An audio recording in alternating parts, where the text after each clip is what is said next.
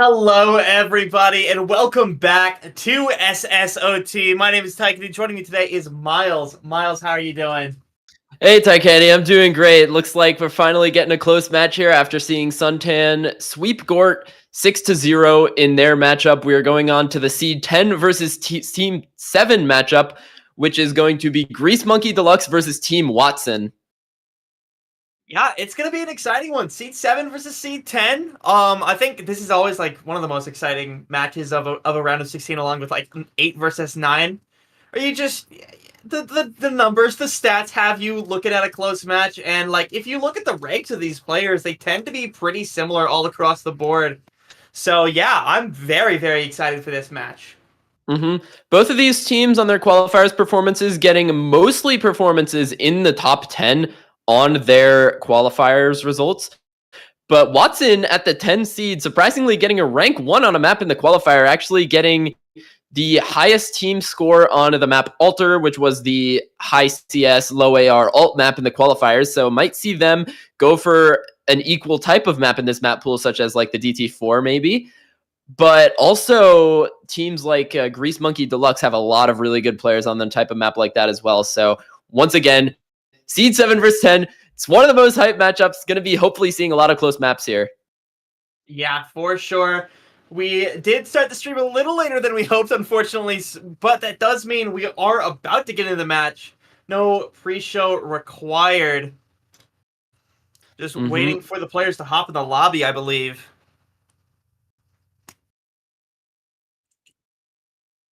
Yep, to go over some of these rosters, we've got Team Watson, captained by Rudge, joined by Vinopoly, reused, Gat Money TJ 1994, also known as Aleph, Painted Koala, also known as Haunt, Riot, Dito, and 315. So lots of very strong tournament players with a lot of experience on this team, joined by some players who have a lot of potential to be very good in tournaments. I think looking at players like Reused as well has a lot of potential to be good in tournaments. And on screen now, you see the roster for Grease Monkey Deluxe, seed number 7 out of qualifiers.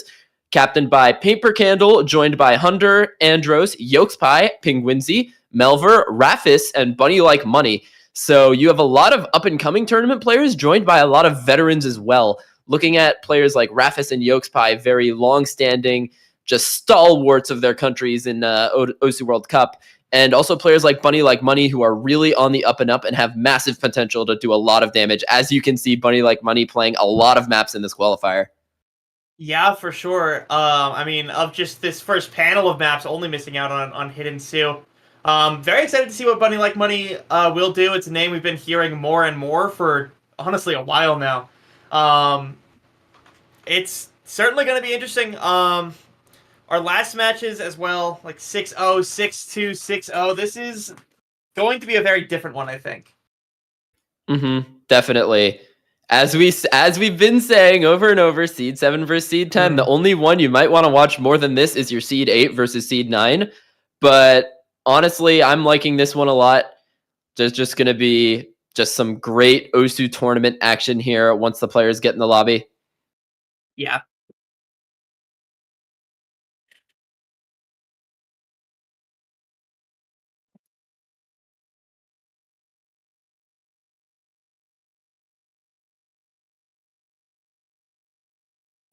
So to talk a little more about some players on these rosters, let's look at some of their strengths coming out of the qualifiers. So we saw Team Grease Monkey Deluxe, their best scores in the qualifier being on the Nomad 2 and the DT3, where they both got rank 3. So that could indicate some strength on the tapping for Team Grease Monkey Deluxe, probably looking at players like Raffis, Bunny Like Money, and Penguinzy to be carrying the load on that. And likewise, we saw Team Watson on the Nomad 4 and the Hard Rock 2. So definitely going to expect them to go a little bit more into the precision, maybe into the gimmick. But when you're doing that on this map pool, you might have a little bit of trouble because of one specific player on Team Grease Monkey Deluxe, and that is Yolkspie. The hidden one being the AR7 map means if you want to go low AR, you have to only have one player in the lobby. And if you're looking at one player on either of these rosters to really make the difference on an AR7 map, who is it going to be other than Yolkspie? Yeah, that's the scary thing about the SSOT format. Like, yeah, there's other low AR. Like, you look at No Mod 4, that's a low AR kind of density check, but it's nothing compared to what Hidden 1 is. And Hidden 1, AR7, full dense aim, and with only one player, it is so hard to pick that in good faith and say we won't get rolled over by Yolk's Pie. Yeah, like if you want to pick gimmick, you have to go into it with in mind the rules. And looking at this map pool, apart from that Hidden 1, you really only get a lot of gimmick in the No Mod 4, which is something that I think that Team Watson's definitely going to pick as a 4v4 sort of gimmick map. But it looks like the first map has been picked. It is going to be the Hidden 4 pick, which is going to be our dense aim map in the 4v4 format. Yeah, it gets interesting from here. Animal coming through, at least in terms of the background.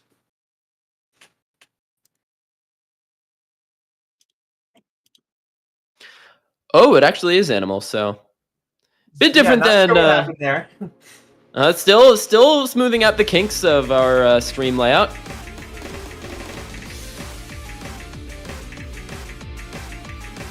And this pick came out of Grease Monkey Deluxe, so instantly going to want to abuse that Yolk's Pie advantage. And I really don't blame them on that. He just, for years, has been demolishing people on these low AR hidden picks.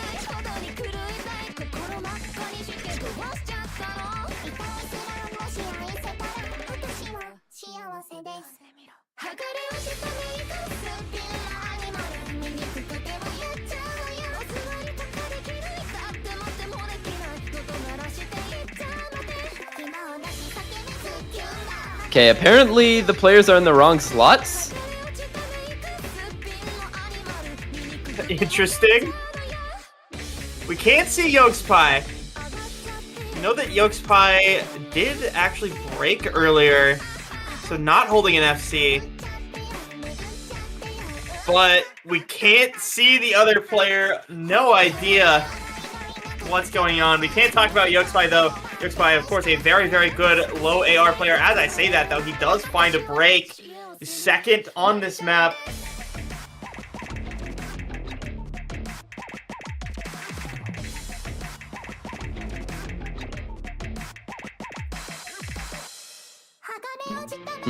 It looks like it's also known as Gat T Money 1994, Gat Money TJ.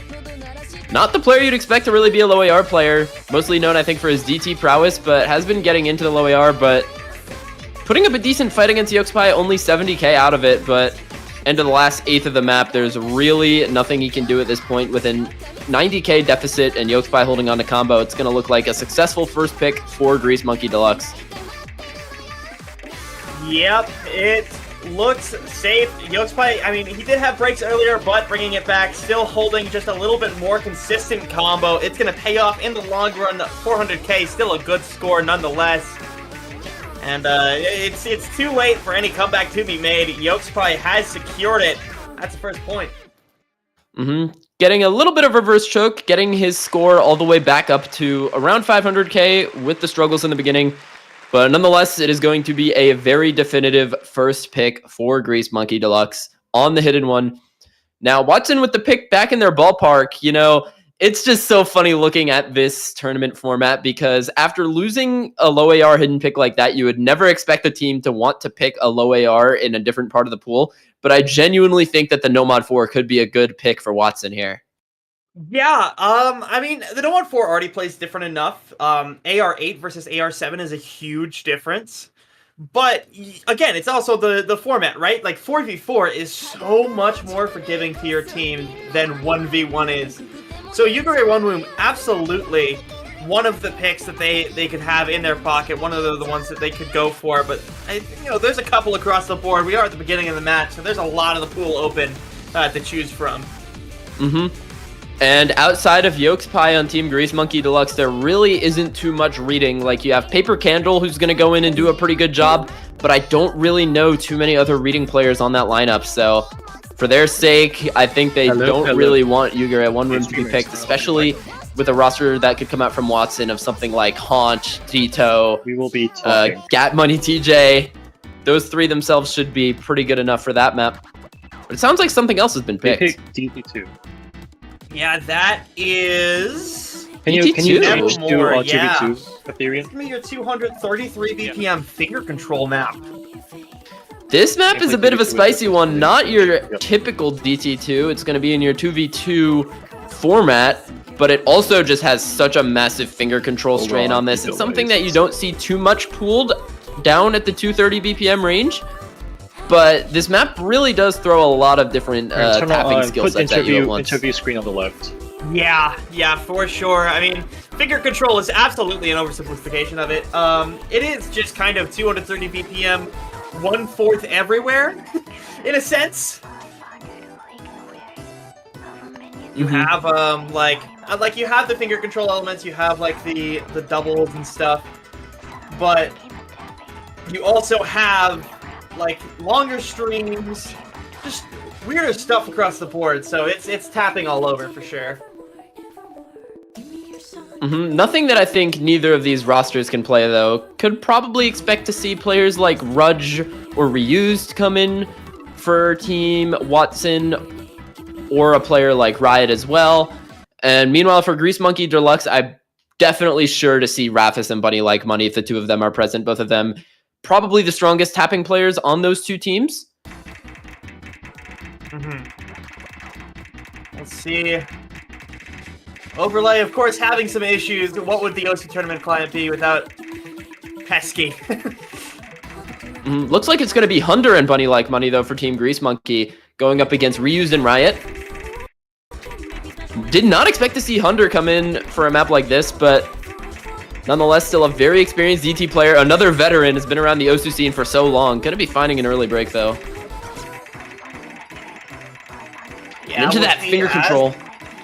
As things continue, it could get close. We do see a break on the blue side as well. Riot finding the drop. Reused finding a drop right at the end. Just barely able to not hold through, and it's going to be Bunny Like Money to carry it forward for Team Grease Monkey.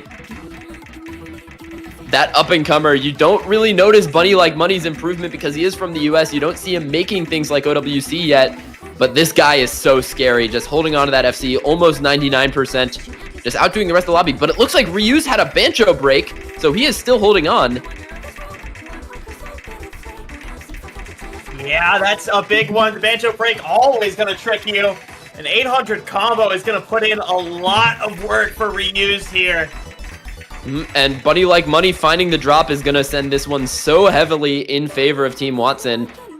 Riot and Reuse just rolling forward on the DT, as you would expect of 2 top DT players in the game. Yeah, for sure. A little too late for anything done from Hunter and Bunny Like Money. Oh, that did catch both of them off, but again, it's just a little too late. There is not enough map left to make anything up. Yeah, about a 200k score lead for Watson, just not going to be enough time for Team Grease Monkey. And although both Reused and Riot getting the combos just destroyed by that one little cut at the start of the chorus, it's going to be enough for them to get their first point on the board quite definitively. So now score goes back to 1-1, and the pick goes back to Grease Monkey Deluxe. Yeah, we'll see where they go. Low AR, of course, an option, although the no mod 4 makes it a little bit tricky. Again, early match, it's always hard to kind of predict what you're going to see because there are so many maps available, and especially in this format. You know, this is a new format, and who knows how the players are going to treat it. This is, of course, the first weekend of SSOT's regular gameplay, so it's all up in the air right now. There's a lot of options. I mean, there's so much in this map pool left. Like, you could see things that haven't really been picked much yet, like Everything Will Freeze. I don't think has been picked yet. I think that could be, honestly, a decent pick for both teams. Player like Bunny Like Money is just going to shred that map if you're on a Grease Monkey Deluxe. But then also, I think a lot of people have been really focusing in on these 1 slots because you just need one confident player to be able to confidently pick a 1-slotted map. And that's something we've been seeing a lot so far. They might want to abuse the Yolks Pie again on the Free Mod 1 Daramak map. Although it does look like that DT or that hidden 4 is going to be the pick coming out from Grease Monkey Deluxe. Beat Eat Nest by Raito, a custom map by Devious Panda. Yeah, this one very focused. It's a little bit of that low BPM aim, but what will really catch you off is the bursts. The bursts can be very, very difficult to aim at times. You have to be very quick with them. So even though this is only, I think, 178 BPM, it becomes really, really challenging actually with the aim control, more so than the actual general aim that it presents. Okay, looks like maybe that isn't the pick just yet. Maybe we're still greasing up some. Ban. We are retroactively going back to the ban phase. Looks like Hidden 4 actually going to be a ban, and then Nomad 4 going to be a Grease Monkey Deluxe ban. So makes sense. They don't want to play the reading 4v4 despite first picking that 1v1 low AR reading. Now second ban from Grease Monkey Deluxe. This is a pick, not a ban. Oh, this is a pick. Okay. I can read. Sometimes. It's okay. I Yep, get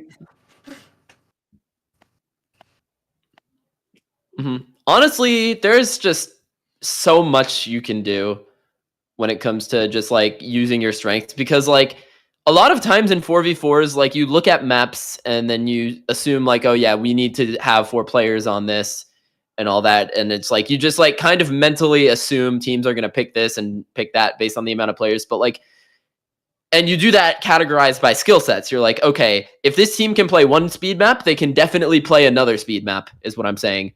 Yeah. But in this, you just absolutely cannot do that, because say you can play aim with 4 players, but say the other team has 0 aim players, but they also have Zoodinator, then they pick the Nomad 1 because they have Zoodinator. It's like there's just so many mind games you can do there. You don't need to have a better 4v4 roster to be able to get a better score on anything in SSOT. There's just so much to do. And it looks like Dynamite is going to be the pick for Grease Monkey Deluxe. So our Hidden 2, Kaboom, our Mech Tech map in the pool. Dio will yell at me and say that it is Speed Tech, but he is not here. So I will call it Mech Tech. This map is Mech Tech. Mechanics so Tech. I'm wiggling my finger at Dio, even though he's not here. Yeah, this one, when I looked at this earlier, like, I realized, like, yeah, it's Mech Tech, right? It's a lot of kick sliders. You don't really get the techie elements until, like, halfway through the map. But very early on, you have the 222 BPM bursts, you have the kick sliders all over the map, especially in the key eyes, where it's just non-stop kick slider triple, kick slider triple, kick slider triple, all over the place. And you have to be very, very focused on hitting those. They are hard to hit consistently. Yeah, when it comes to rosters on this type of thing, I think this is a little bit too high BPM for Yolks Pie, so I don't think we're going to be seeing him on this. It looks like Melver is going to come in for Grease Monkey Deluxe, and it looks like Riot and Aleph are going to be in for Watson, and Bunny Like Money also going to be in for Grease Monkey Deluxe. So Melver and Bunny up against Riot and Aleph. Looking at it, Riot's client not loading quite yet, but we will see everybody else load in. This map doesn't take too long to get hard, honestly. It won't be long at all before we get into the actual density, the difficulty, as we go into it here. I think this map can be categorized into a few different choke points. There is a 1/3 slider stream at about exactly the halfway point. So those obviously instill fear into tournament players around the world. 1/3 slider streams, so easy to break on. And then you also have these very difficult ki sections where you have a lot of short bursts to contend with and some kick slider jumps as well. And we're about to get into the first one of those.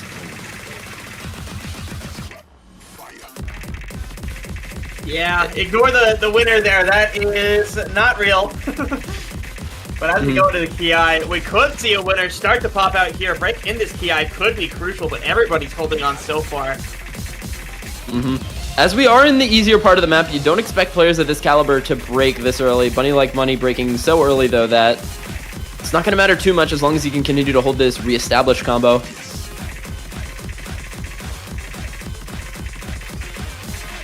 And it looks like all 4 players are going to be able to get through the first chorus with their big combos.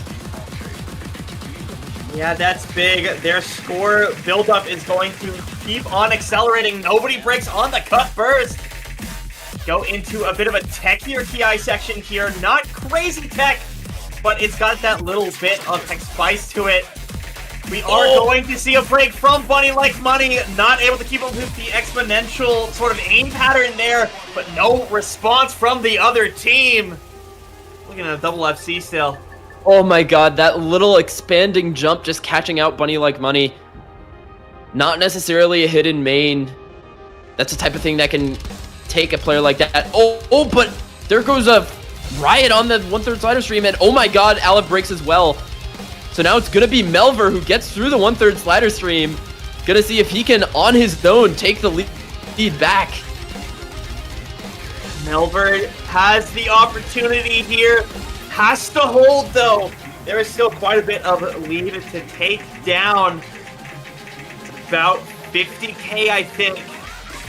Melver can do it. Just needs to hold through this last ki. It's going to be so tough. Can he do it?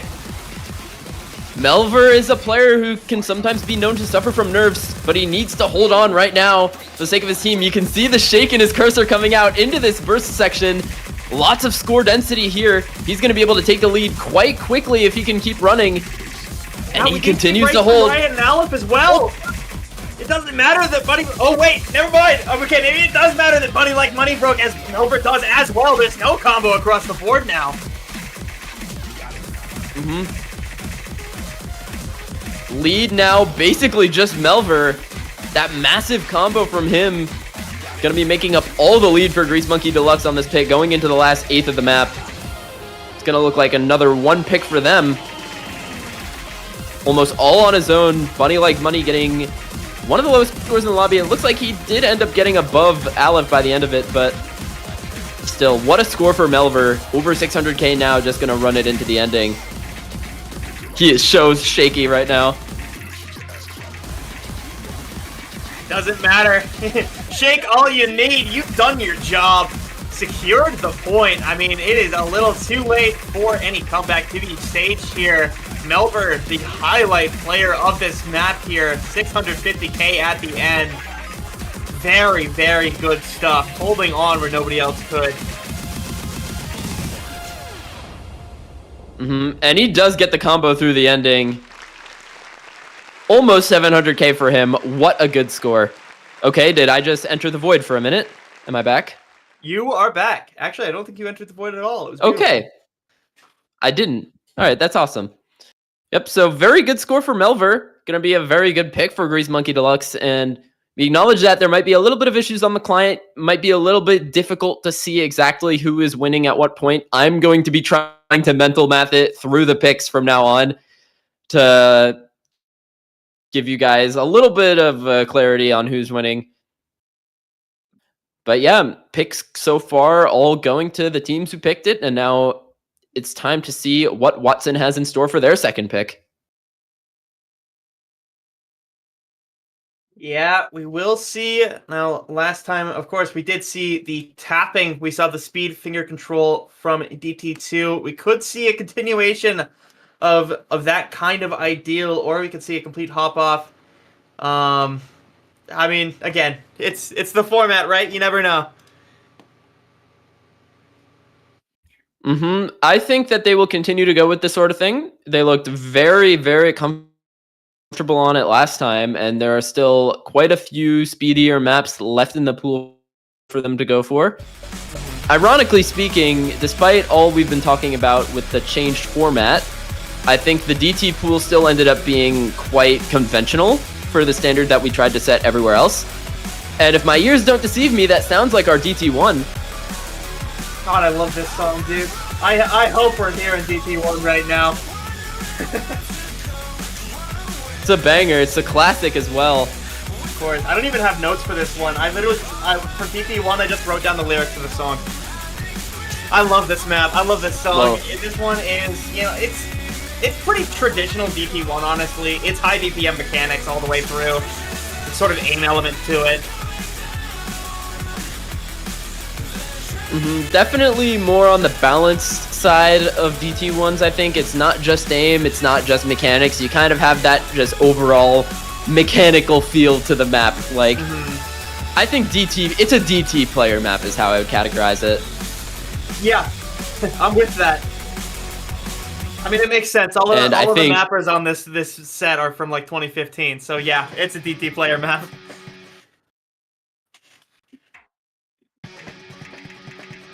Go into it. I think we are unable to see the players who are in for this. Right. Andros and reused their individual teams. Makes sense. Andros, another one of the veteran players of Grease Monkey Deluxe, has not played too many tournaments as of late, but back in his heyday was extremely good at this kind of mechanics map, although he does find an early break. Meanwhile, Ryu's another up-and-comer from the US, just like Bunny Like Money, trying to prove himself. Yeah, and Ryu's doing great so far, holding on with 99.6% accuracy. Nothing to scoff at for sure. These PIs feel very, very short. This map feels very, very short. They're already through the first PI at the break. They know that Andros is just a little bit behind, but does have the chance to catch up. As we see Ryu's find a sudden break at the beginning of this burst. Oh, that is honestly a nerve break. Sometimes at the break, you see your opponent right behind you, and you just start thinking about it, and you just find that break right afterwards. So unfortunate. Although Andros is going to match it, so honestly, the lead is kind of balanced on a knife's edge right now. It could go any direction based on the combos, but Ryu's is going to take the lead with his accuracy and combo. Yeah, it just matters if you can hold through these jumps. Yes, Ryu's can. Just a quarter of the map left. Ryu's has to hold though. And I imagine the nerves are spiking here, seeing that both of you have broken. Both of you are still very, very close. You have to hold through the rest of the map. Last PI could instantly change things around if Ryu were to find a break. If Andros were to find a break, it is still very, very close. Yeah, lead is expanding for Ryu's, up at about 60k, but on double time, that can disappear in a blink of an eye, and he does find the drop.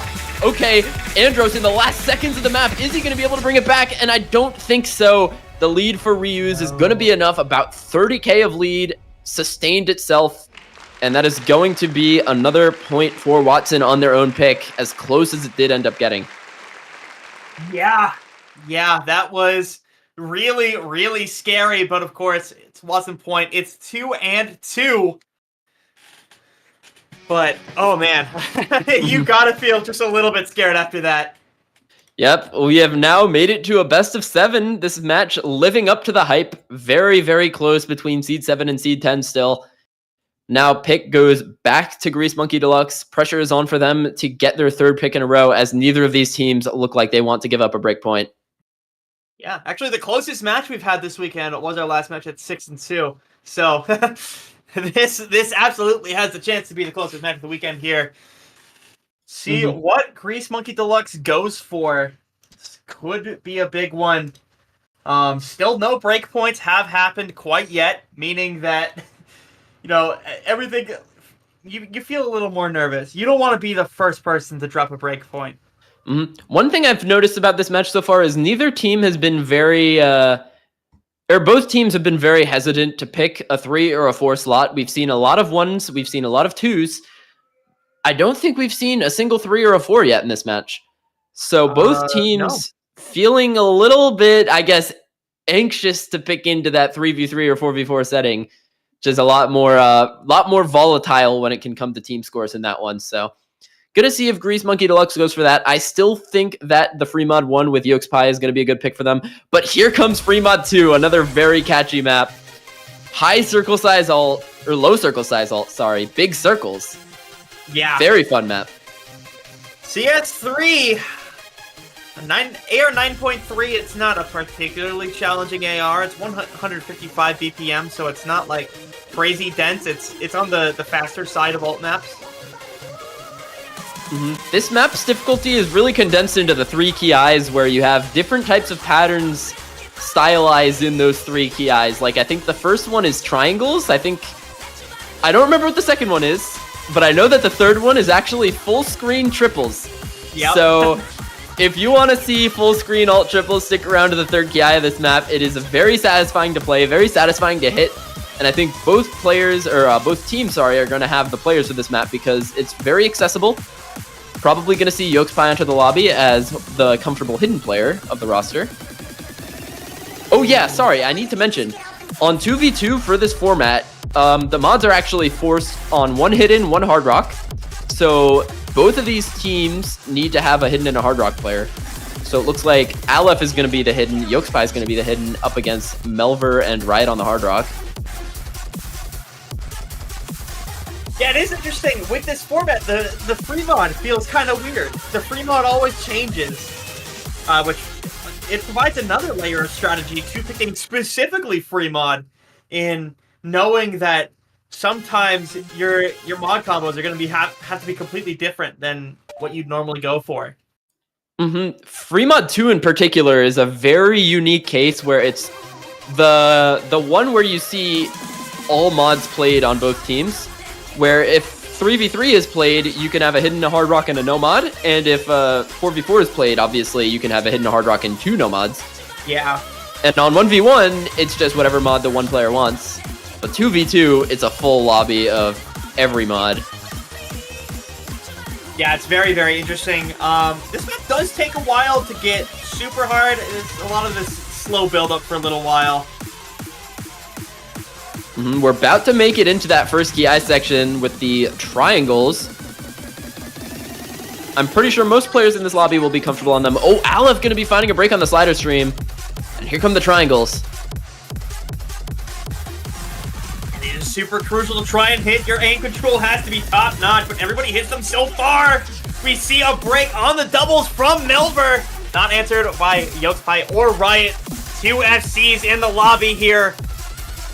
One of them breaking could be very, very crucial. One hit and one hard rock.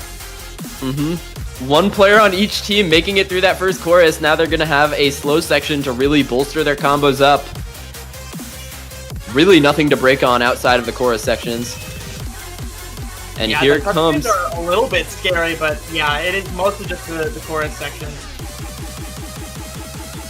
Some comfy 1-2 jumps before we get that next stream into the chorus. This one is just going to be some kick slider jumps. So also not too difficult, but really a place where a player who's nervous could find a drop. Yeah, the spacing on these is still pretty intense. Like, they are no joke. You have all the time in the world to aim them, but, you know, little mistakes can cost you a lot, and everybody has built combos back up. Nobody breaking on them, though. Halfway through the map now. Alright, we're about to reach a break. I'm going to try and mental math a lead here. So we have 2.64, so that is 6.6, 2.74. So it's going to be a very, very slight lead for Grease Monkey Deluxe. Around 10k lead in their advantage, maybe. So it's all going to come down to the section with the full screen triples. That is a very scary prospect. Everyone's combo matters. I would hate to be one of the players in this situation, having to perform on the triples of all things. Easily the hardest batters in the map. Quarter of the map left. There is no room for error, and the problem is that error is abound in the final Ki. Crucially, we still have one FC left from each mod. The hidden for Yokespie, the hard rock for Riot. Okay, it looks like the bar on the left is fixed, so you can use that to indicate your lead now. And now here we go into the last section of the map. No one finding a drop on the slider stream, and here we go into the triples. Riot instantly gonna find a drop. That is so huge for Grease Monkey as Yokespie holds on through the cut streams. Little back and forth here. Is anyone gonna drop on it? Oh my god, Aleph breaks too. And it looks like Grease Monkey Deluxe is going to run away with this one. Melver and Yokespie holding on. Melver finds a drop. Is Yokespie going to get a hidden FC on this? He got through the triples. Yokespie, no way! Yokespie is... Man, this guy just... It doesn't matter how many years go by. He's always going to be so good at any of these kind of aim control maps on hidden. And he is going to lock out the hidden FC. What a guy. Yokespie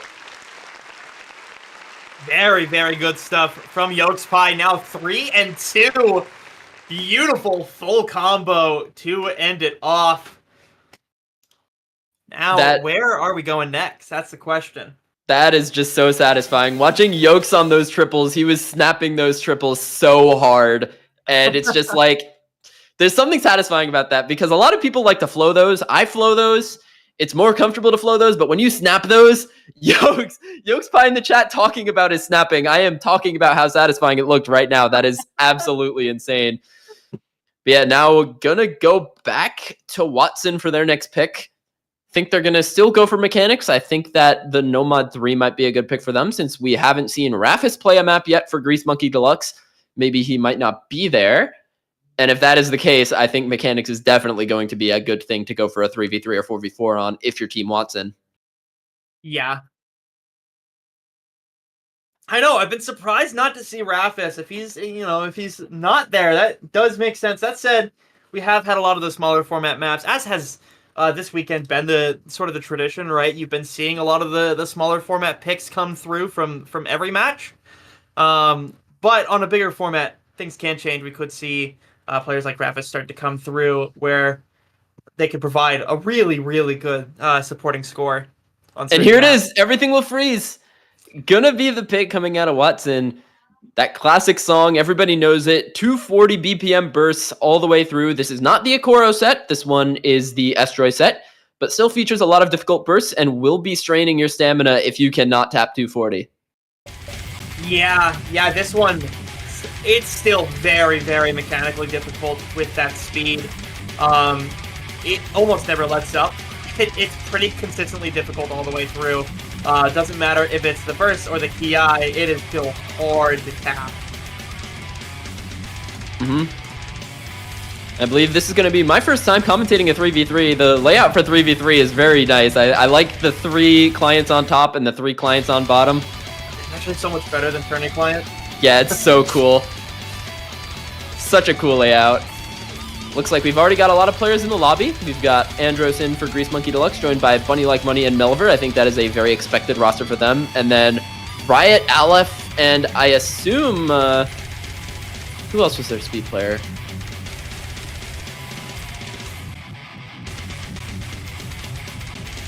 You see reused in the third Reused. spot for Watson. Yep, makes sense. Looks like all the players who have been in for mechanics so far are going to be coming in for this map.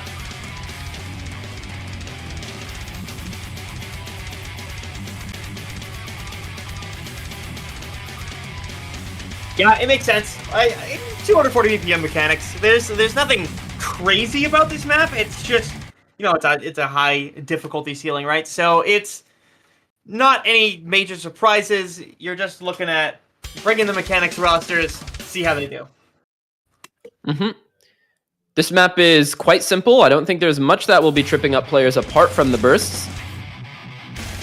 However, there are a few difficult aim patterns as well. The squares are in this map like all of the other maps of Everything Will Freeze. And then there's also some very iconic triangles near the end. But otherwise, it's mostly going to be the bursts. Yeah, the Kiais are definitely the parts with the difficult aim. If you're going to see an aim break, it's going to be in the Kiais. Otherwise, yeah, just the burst. Otherwise, right here on the squares. 240, yep. And we do see a break come through early from Melver. No response from the side of... oh my gosh, I'm blanking on this. Watson. I know this. Oh, but actually, Aleph going to be finding a break once again right before the chorus. And yeah, that early break from Melver, for him, we'll call it a nerves miss. If you miss at the beginning, you'll be less nervous the further you go through the map. Tactical break, we call it. Of course. So call it the Apraxia method. And into these long bursts. Yeah, we do see Melver find another break on the burst. And again, it's no response from Watson. We get through the first PI with only that break from Melver coming through. Do need to see another break come from Watson. They're hoping it's anybody but Aleph, as Aleph already has the lowest combo. And it is reused to find a break. Only Ryan now holding the FC for Watson. Yeah, meanwhile, look at Bunny Like Money's accuracy. This guy plays this type of map every single day in solo, and he just terrorizes all of the leaderboards of all of these metal maps. And he's looking to do that once again here in the tournament. But so far, still quite close.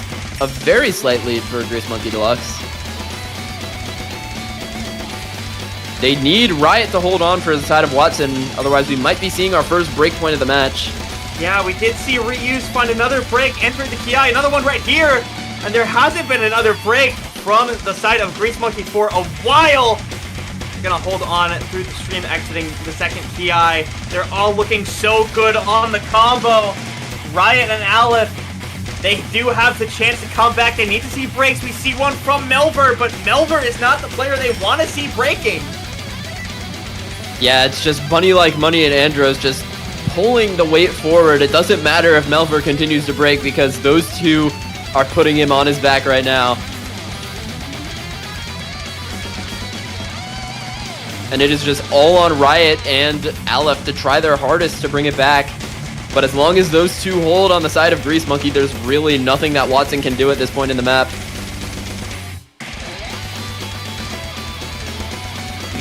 Yeah, they really need to see a break, and they need to see it soon. This lead is really far gone. It's 200k.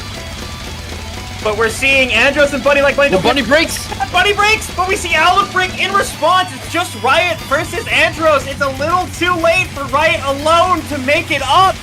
Andros holding on is gonna do it. Both Riot and Andros hit the triangles at the end. They hit the final burst. Both of them close out an FC, but it's Andros and the Grease Monkey squad. Wait, Andros missed.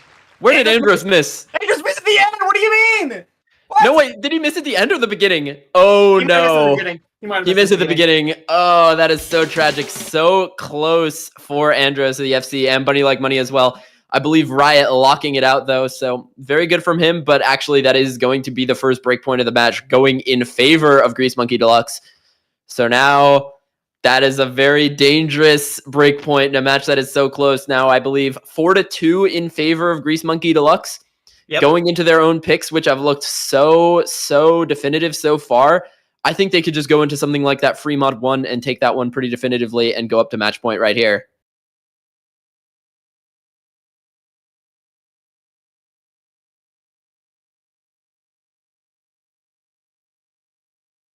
Now we do see Hard Rock 4 banned out from the side of Watson. Not wanting to play Licka. Fair enough. I like that map. I like that map too. That was a very classic HR2. I think it was pooled at least 1 million times between 2020 and 2022. Making a comeback here, but it appears that Watson does not like it.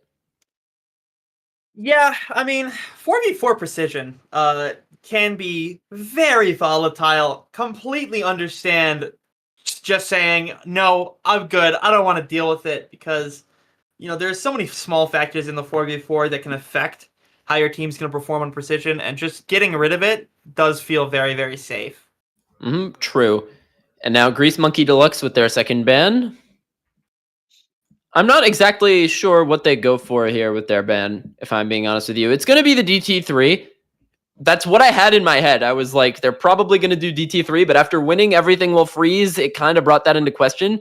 But still, that DT3 is 270 versus 240, which was that No Mod 3, so that 40 BPM does make a difference. Don't listen to the speed players who tell you otherwise.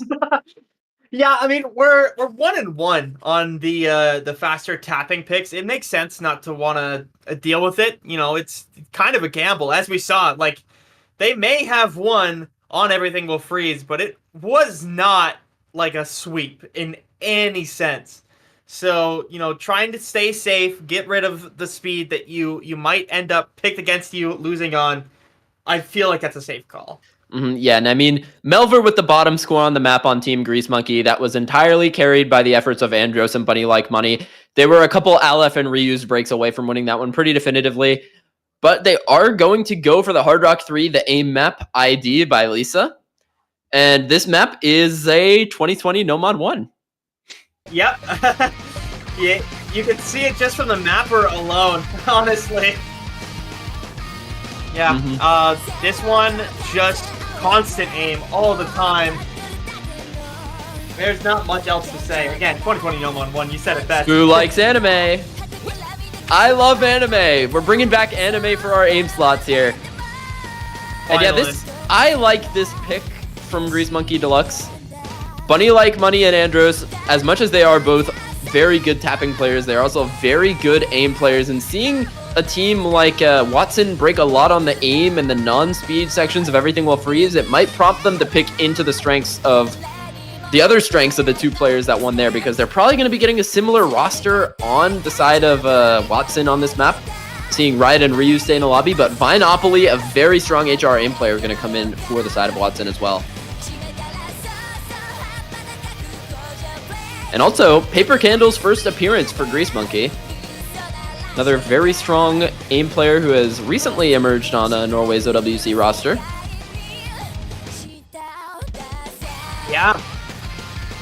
It's like we do have a full 6 in the lobby.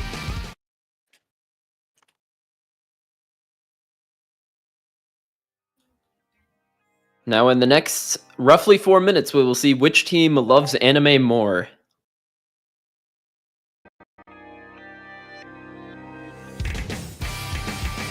Yep, and rosters are going to stay the same, so we have Andros, Bunny Like Money, and Paper Candle up against Ryu's Vinopoly and Riot. I think this is our first sighting of Vinopoly in this match. I would keep my eyes on him if you're looking at a single player on Watson to really make the difference on this type of map, as he does find the first break in the lobby. Yeah, so far, no response from Grease Monkey. While we've seen breaks from every player, we do see a break from Paper Candle finally, but again, we saw a break from every player on Watson at some point, even if they're starting to recover. Another break from Bunny Like Money as well. Andros now the only FC left in the entire lobby. Aim not really being picked so far in this match before this, so maybe the aim catching off some players as well as the players who have not yet played a map in this match.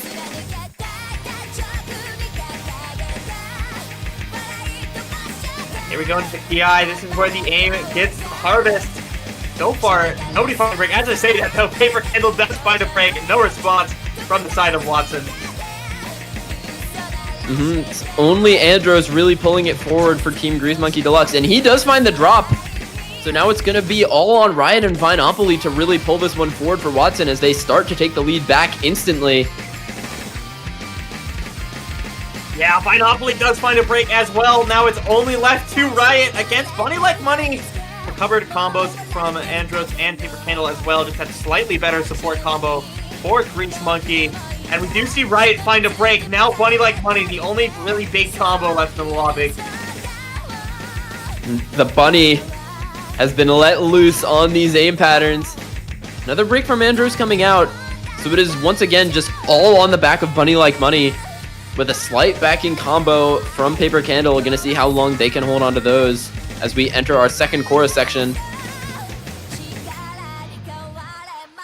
Yeah, the second chorus section, as we're halfway through the map, this one is probably the most pivotal of them all. Breaks here close to find the rest of the match, and we're going to see one from Andros first. That was the lowest combo on the side of Grease Monkey. That's not the combo that Watson was looking at a break here. They really want to see Bunny Like Money or Paper Candle break, especially Bunny Like Money as the highest combo in the lobby, but it's only reused to break instead on Watson. Trading out that earlier Andros break. As we reach the end of the PI, nobody else is going to fall. Bunny Like Money and Paper Candle both getting through that chorus section is going to be very good for Grease Monkey, now looking so dominant on this pick. 250k about in the lead, and they're going to look to comfortably take it into the ending as long as a catastrophe doesn't happen, because they're going to get some free combo here. Oh, Paper Candle actually finding a drop in the slow section. Hold your horses. That is one of the breaks that they needed, but 250k though is the lead that we're looking at. It is a long climb. They need Bunny to break right now. They do, absolutely. They need Vinopoly and Riot to put on a last PI performance of a lifetime. Oh, but Vine drops. Unfortunate. Just Riot left is certainly not going to be enough. Not against a recovered Andros, not against Bunny Like Money, who finally found a break. It's just a little too late for Watson to pull this back. They had their window of opportunity, but with how strong Bunny Like Money was playing, it just felt a little too daunting. They're not going to make it at the end. Riot, though, putting forth a very good endgame performance. Just not enough. Now, Grease Monkey Deluxe at a match point, 5-2. Man, that first break from Riot was just so unfortunate. It wasn't during a Ki section. He would have had such a higher score if it weren't for that, but unfortunately for him, it's going to be another point for Grease Monkey Deluxe on their own pick. And now Watson with their backs up against the wall. They need to make something happen here. Yeah, you don't have the ability to make mistakes anymore. You know, the nice thing about like the early round is you can make mistakes and you can kind of come back later in the late round. You're looking at 5-2. You're Watson. You have to make every choice correct. You have to find the exact right next pick to find your way back into this match. Otherwise, it's just instantly over. You know, a couple misses on your next pick are going to be crucial. So you need to make sure you're playing something that you are absolutely confident on. And at the current state of the map pool, I'm really not sure exactly what that may be. I think something like Free Mod 4 could be an okay pick, just because of the sheer volume of mechanics players they have on their team. But it's going to be the No Mod 1, actually. Shonen Ripples, going to be the pick from Watson, going to be chalking it all up to one last stand aim performance from one of their players up against who I assume will be a very scary Bunny Like Money on this pick. Yeah, I mean, we'll see what players join the lobby, but you're probably right there. I mean, we just saw Bunny Like Money put forth a performance of a lifetime on the last aim pick. Like, just makes sense to see him here. And it looks like he is going to be entering the lobby. Bunny Like Money going to come out for Grease Monkey Deluxe up against, it appears to be, Riot on the side of Watson. Not necessarily known as much as an aim player as he is really a speed and mechanics player, but still very, very competent on the skill set. But against Bunny Like Money on a map like this, I think he's going to have his work cut out for him.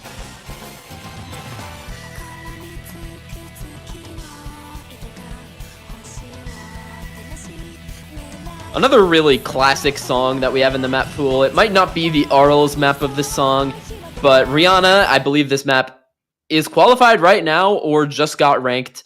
This just got ranked a couple hours ago, yeah. Just got ranked a couple hours ago, so if you want to go play this map for yourself, you can probably get a pretty high leaderboard spot on it. Still holds up to the classic feel of the song of just being a extremely difficult aim map with also some difficult streams. We saw Karomi against Zudinator on this in the last match, where Karomi missed on the streams, actually. Ah, the No Mod 1 classic, of course. Hopefully that doesn't happen to either of these players. Yeah. Well, oh, but there goes Bunny Like Money on the stream. I guess all right, man. We can't have nice things. Streams in my No Mod 1. Hey, Ryan holds on though, holding on to an SS so far. That's great for him. Yep.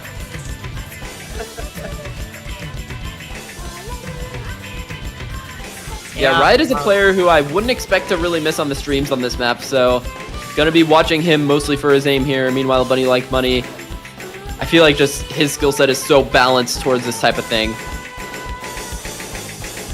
Yeah, for sure. We are going to see the next Ki soon. I forget how this song does that. Yeah, but we do see Bunny Like Money break.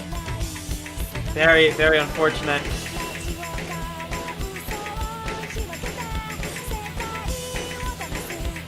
And Riot still holding on. This combo through the slow part while Bunny continues to miss is very, very impactful. He finds another break. Not what I would expect from a player like Bunny Like Money, but Riot still holding on. About to enter the first chorus. There's a space stream he has to hit before he has to contend with that. Yeah, the real first Ki about to start. No fake build-up in the song left. Here we go. Oh, and Riot finds a drop right before the stream. But Bunny Like Money is going to be there to match it, so going to go back to square one here, but with a 110k lead about for Riot. Going to be looking really nice at around the halfway point of this map. Yeah, for sure. It is very, very tough to make up that kind of lead, that full reset like that. As long as Riot holds, it's already in the bag. We're halfway through the map. Riot holds for, just a quarter of the map longer, I'd say. It's pretty much a guaranteed point for Watson here. Not yet. Riot does find a break at the end of this chorus, and Bunny Like Money continues to hold on. So now Bunny in the second third of this map gonna be able to take advantage of this slow part to bolster that combo up at around 100k lead for Riot. It's gonna very slowly come down, but with the accuracy lead that Riot still has, it's gonna be even slower than it already would be. Yeah, it is going to be a tough climb. Bunny Like Money cannot afford a single break in basically the rest of the map, which is terrifying. But if anybody's going to do it, it is going to be Bunny. I've been chalking this guy up as the aim hope for a while now. If I'm expecting anyone to be able to clutch it up at the end, it would be him. But I think he does need some more help from Riot, because if Riot does bring that combo back, it's gonna be so huge. But that break from Bunny Like Money, I think just about puts this point out of reach as we get into the last chorus. Riot through that stream, gonna look to run this one into the ending. Yeah, Riot in control now. I would take, I think, like chain misses on the burst probably to put the lead at a point where Bunny can take it back, and I doubt we're going to see that from Riot of all people. Riot looking so good in this map.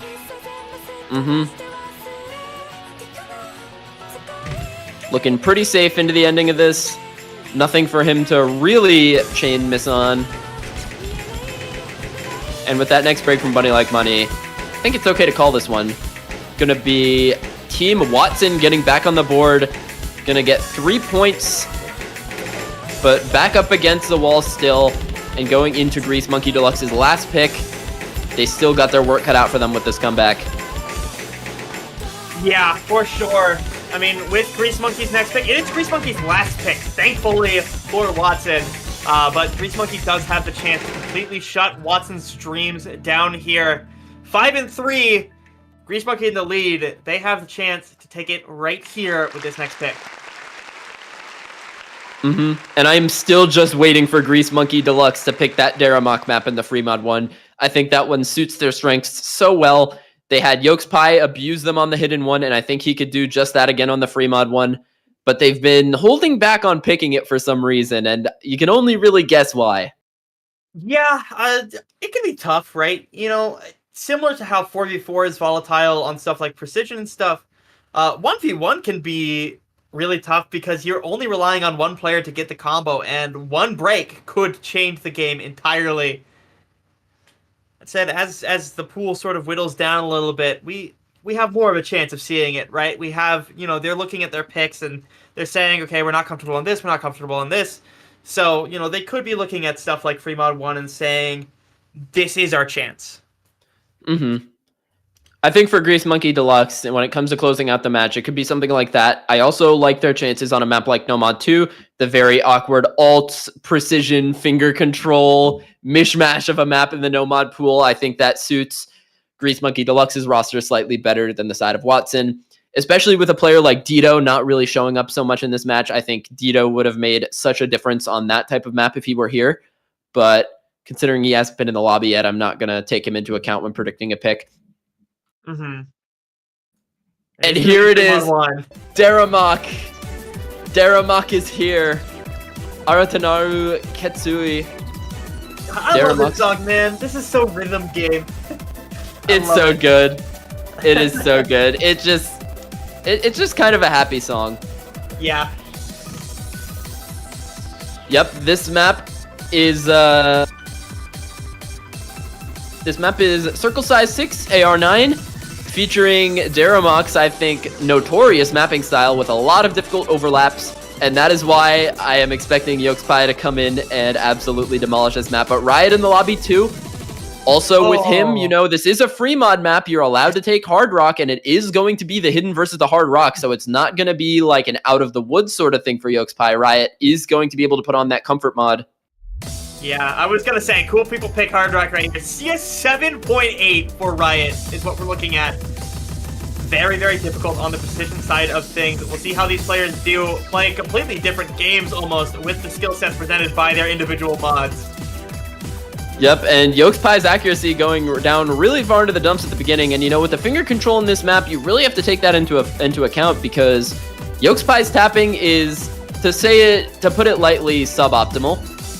But the aim on this on Hard Rock is just so unbelievable, and we're already seeing Riot find some of those drops. CS 7.8 is no joke with this level of aim control. Yeah, and we have yet to see a response in that sense from Yokespie. He's going to keep building that combo up and up. And Riot's act drops are starting to match Yokespie a little. That said, both players find breaks on the cuts. It's a combo reset. Only about a 50k lead for Yokespie. And the accuracies are both so low that that isn't really going to be a factor.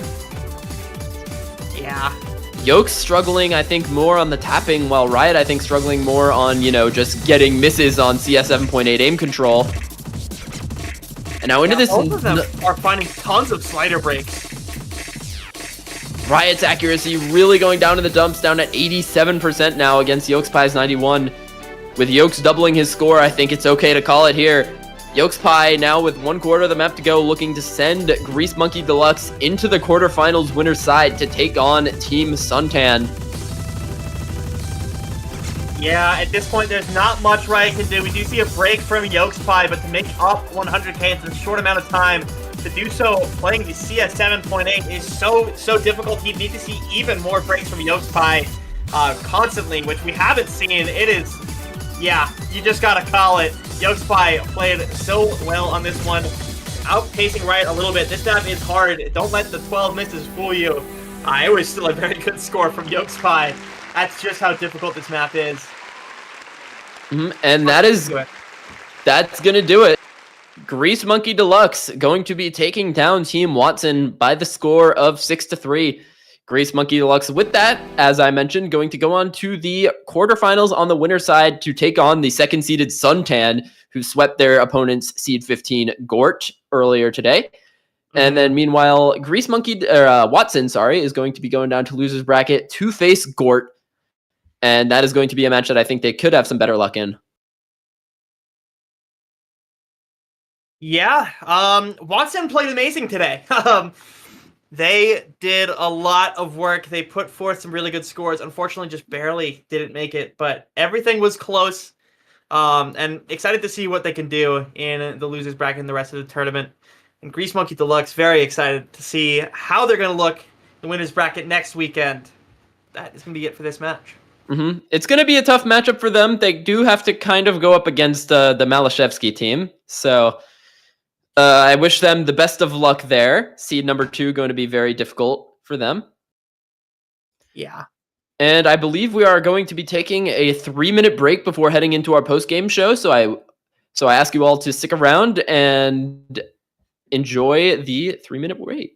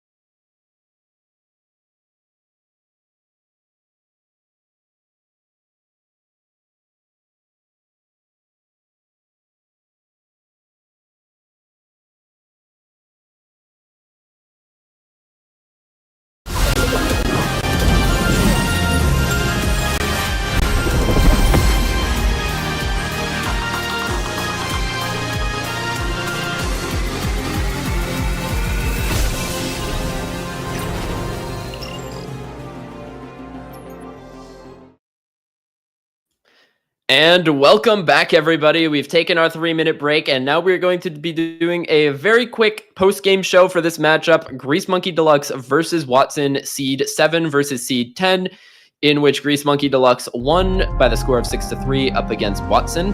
In a match that we assumed would be very close, ended up being pretty close, and I think it did live up to expectations. Yeah, don't let the scoreline fool you. Some of Watson's losses were very, very close. We saw, especially on the Hard Rock 3 and the Free Mod 1, especially, just a couple misses could have changed everything. Earlier misses from Yolks Pie on Free Mod 1, just stopping Bunny in general on Hard Rock 3, where Watson could have taken those points if in just a slightly different reality.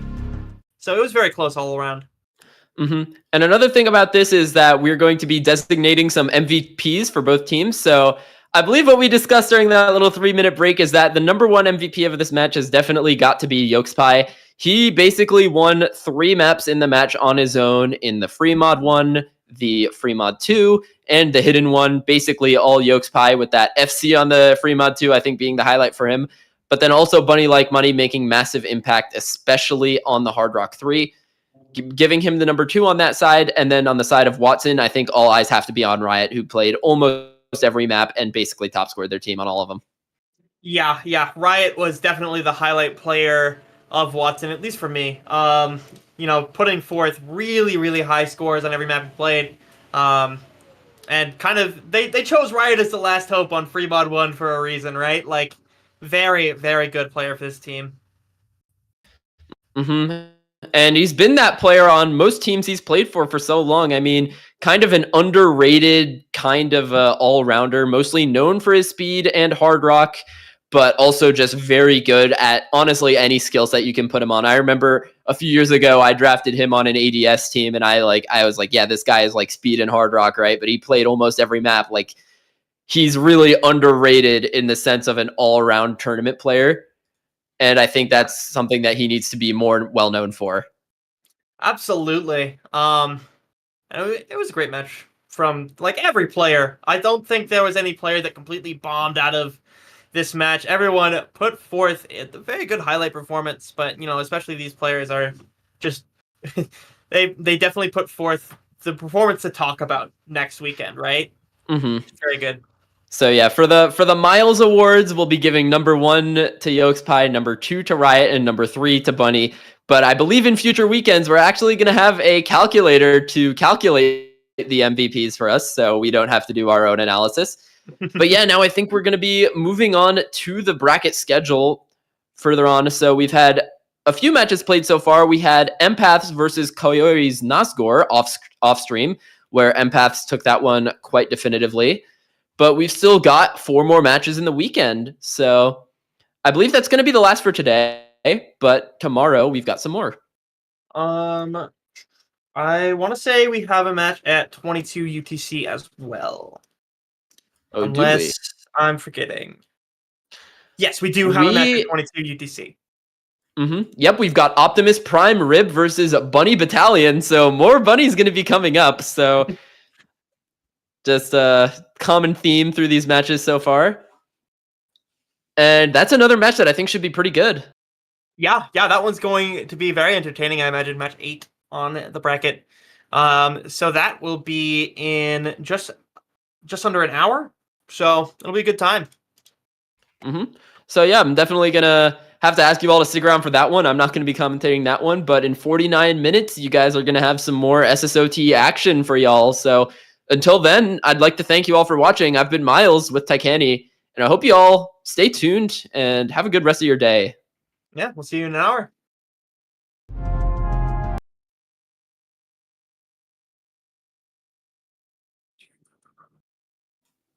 Are we free?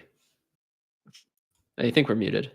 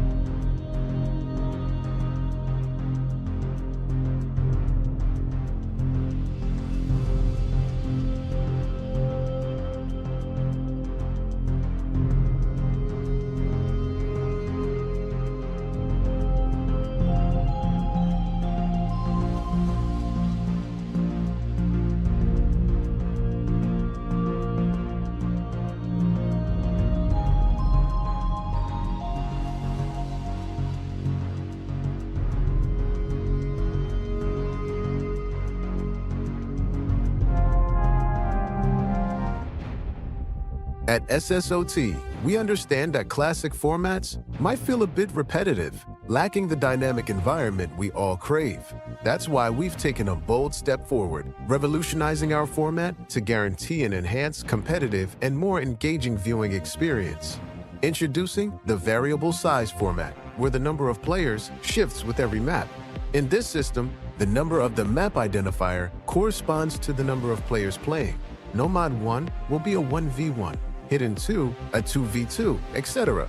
For the tiebreaker, expect nothing less than an epic 4v4 showdown. Also, say goodbye to the conventional map pool slots. NM1 won't be your typical aims map. NM2 won't always test your streams or flow, ensuring that each map brings a unique challenge. And that's not all. Teams now have 60 seconds to finalize their map picks and 30 seconds for their roster for each turn. To compensate, each team can call up to 4 tactical timeouts, each lasting 30 seconds during a single game.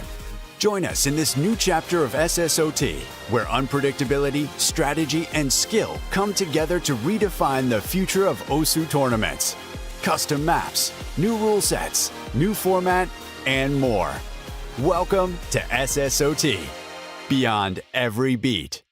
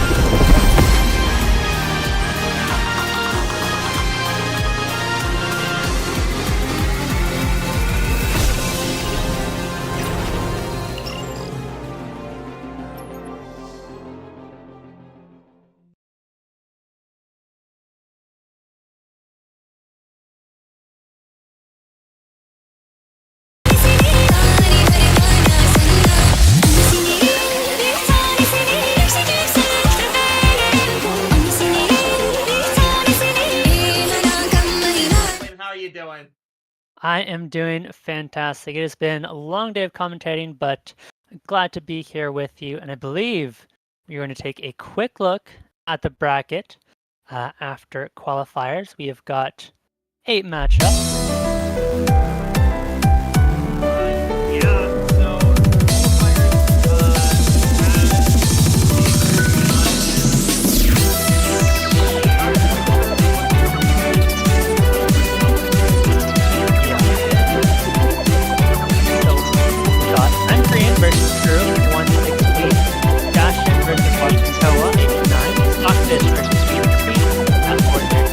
EMPHATS versus Koyori, 5-12.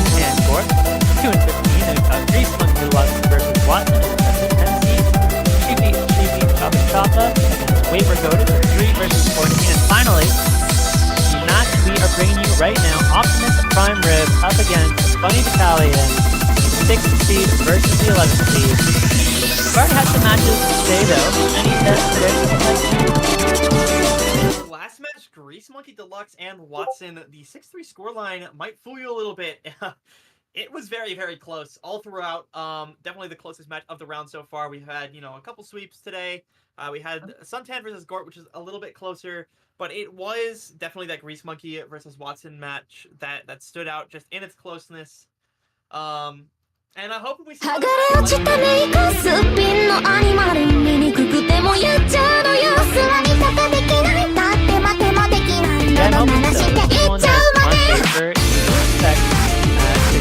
quite a bit closer. And why don't we take a look at the qualifier results? Obviously, Optimus Prime Rib getting 6th overall in qualifiers. They had some solid scores all around, but there was nothing crazy. They had some really good hidden scores. They had some good hard rock scores. The one mod category where they were very impressive was the DT, but overall they were just a very consistent team in qualifiers. Nothing that particularly stood out as a major strength outside of that DT. I didn't notice any major weaknesses either. And it's really good in the early rounds to have that kind of well-rounded team as opposed to being really indexed into a couple skill sets. For sure. Bunny Battalion as well, not quite as high scores for the qualifiers, but again, there is quite a bit of consistency across the mod pools. There's no one mod pool where they really, really shined. They performed all throughout, so battle of consistency between these teams. Yeah, certainly will be. And while Bunny Battalion do have some catching up to do, it is early rounds where the pools are easier. They should be easier in difficulty compared to qualifiers. And so you can see the scores on screen there.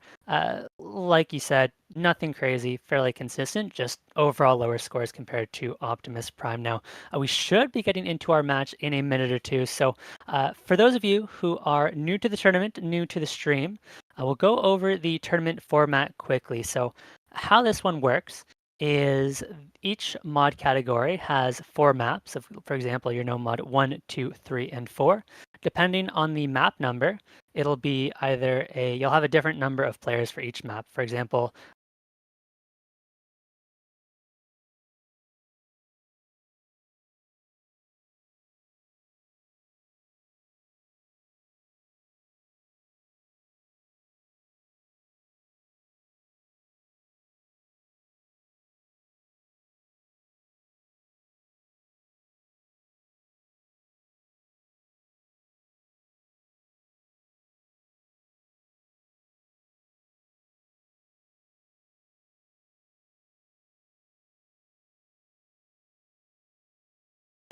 anyone?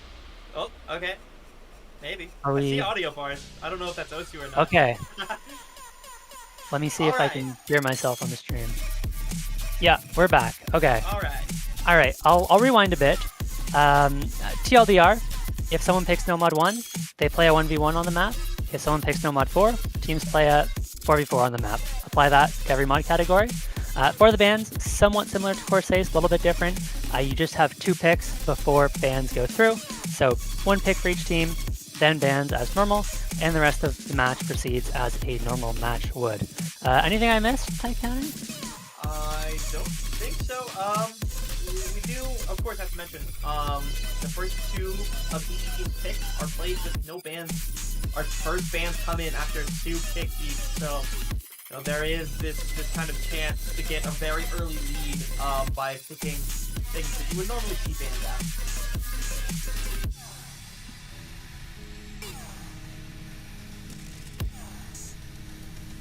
I think that should be it as far as format explanation goes. I'm just waiting for the teams to hop into the lobby before we get into the match.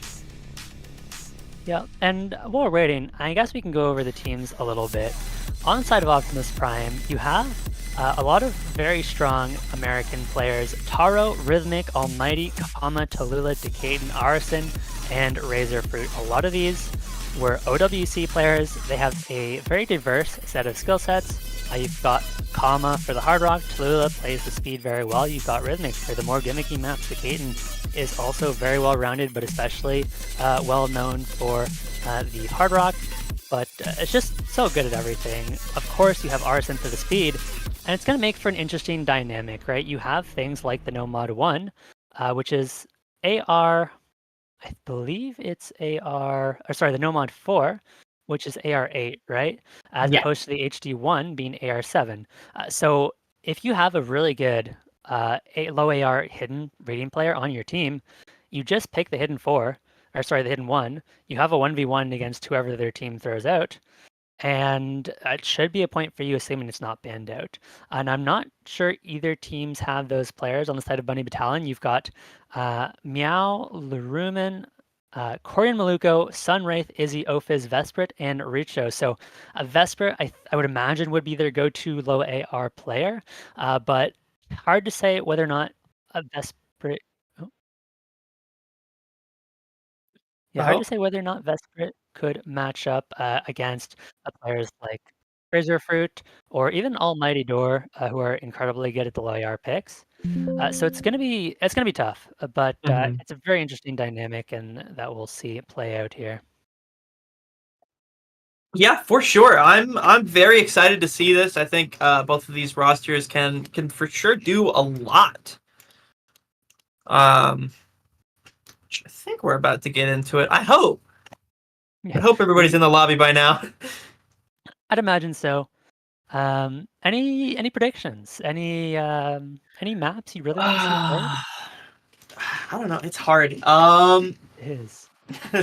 It's hard to predict on a completely new format. Like it's strange. Do you see Optimus Prime Rib has the first pick? This is a very talented mechanics roster, and we're probably going to see something speedy from them. We could immediately see them go for something like Nomad 3, which is your everything will freeze very fast. Oh, actually, it is Bunny Battalion. Never mind. Trolled. Yeah, it was a prank. Hope you loved it. February Fools. Yeah.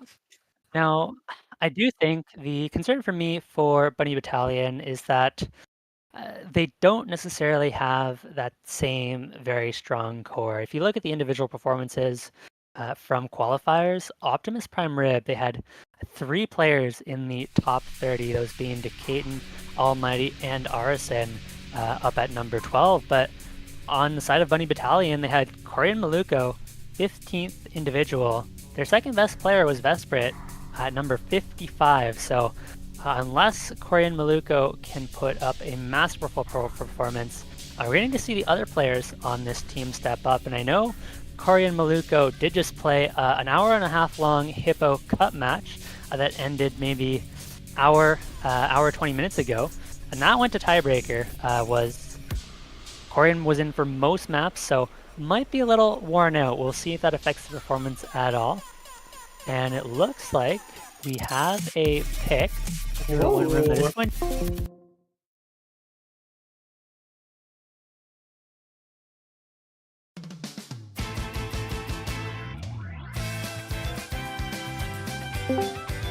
This Prime Rib have the more higher skill ceiling individual players. So for Bunny Battalion, you just have to hope you can put together a better team performance and find those picks that Optimus Prime Rib can't put together before that. Yeah, this is an interesting first pick. Normally what we've seen throughout the past couple matches is that we start off with the lower team size picks, and then we eventually move to the higher team size picks just out of obligation, right? Because there's just not enough maps left in the pool. To start with the 4v4 is very, very interesting.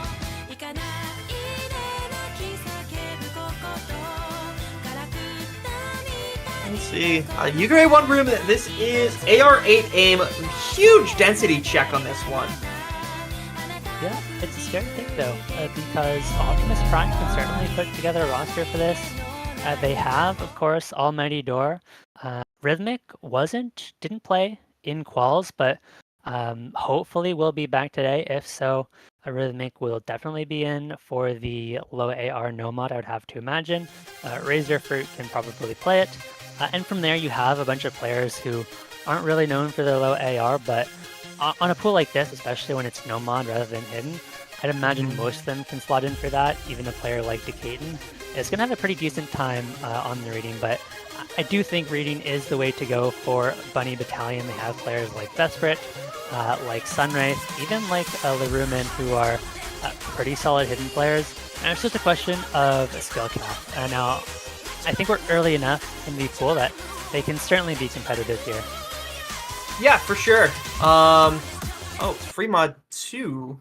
Oh, What is going on? Oh, no, okay. They are playing... okay. Sorry. I'm seeing a lot of changes that the stream can't see. It is going to be No Mod 4. We are going into No Mod 4. Apologies for the confusion. Okay. The stream can't see it. Okay, now we can. We are missing half the lobby. Hopefully Tourney Client refreshes properly. Of course it doesn't, because we are talking about OSU Tournament Client here. It is OSU Tourney Client. It just really only wants to load 3 players that are currently nameless.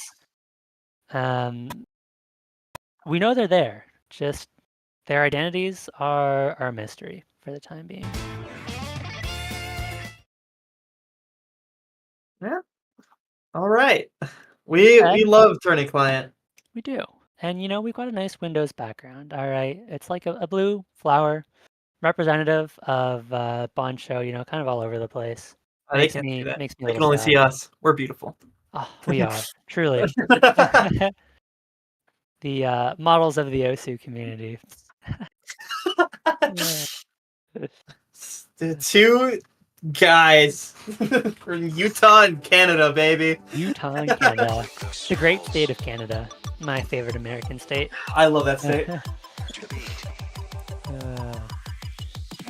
All right. Looking Circles. So we're gonna stop for a little bit. Yeah, we're gonna stall for a little bit. Any interesting, or unexpected qualifier results? I know there are some super teams, but as far as I saw, they all placed more or less where they were expected. There's really kind of 3 teams at the top that you're expecting to be the big dominant teams, notably the top 2, Suntan and I'm Korean 2, and they seated exactly where you'd expect, so I don't know that there were any big surprises in qualifiers. Yeah, no. Qualifiers was about what you'd expect. There's nothing crazy. But as the tournament progresses, I think we are going to see some pretty crazy stuff. This format, it leads to some potential volatilities for sure. I mean, we did see a very close seed 6-10 match where just a couple things could have gone different and it could have completely flipped around. And I think that will continue into the future where we're going to see some closeness. We could see it in this match. Like, we could see seed 7 upset by... Or sorry, seed 6 upset by seed 11. I mixed up my numbers. Yeah, it's possible. And I mean, it's especially likely in these early rounds.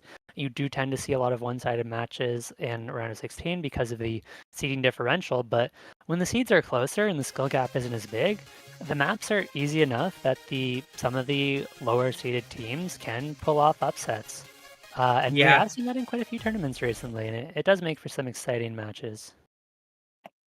Yeah, for sure. But you know, can't know until we see it. Unfortunately, it's so interesting to think about. I am glad that we're here and we can finally get to the point where we see how this kind of format plays out, because it is very, very exciting in that sense.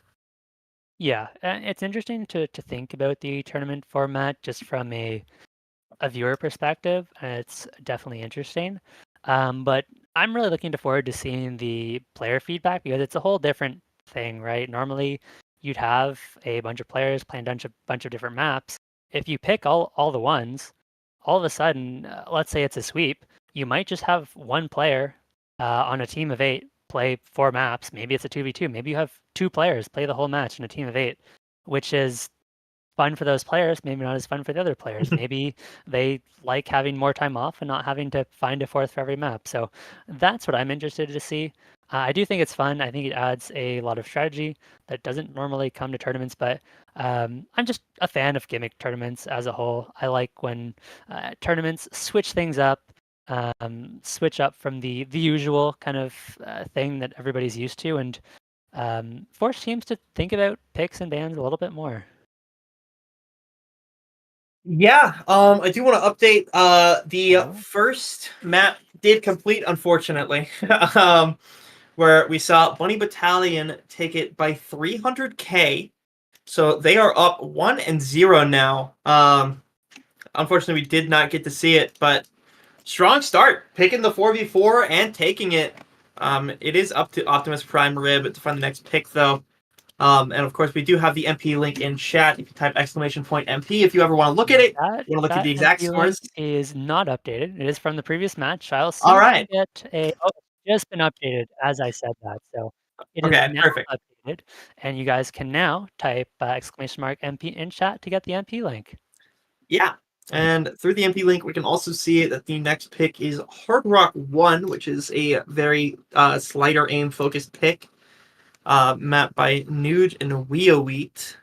Although, unfortunately, can't see it. We see one player. We do. We see Kama cooking, but that's about it.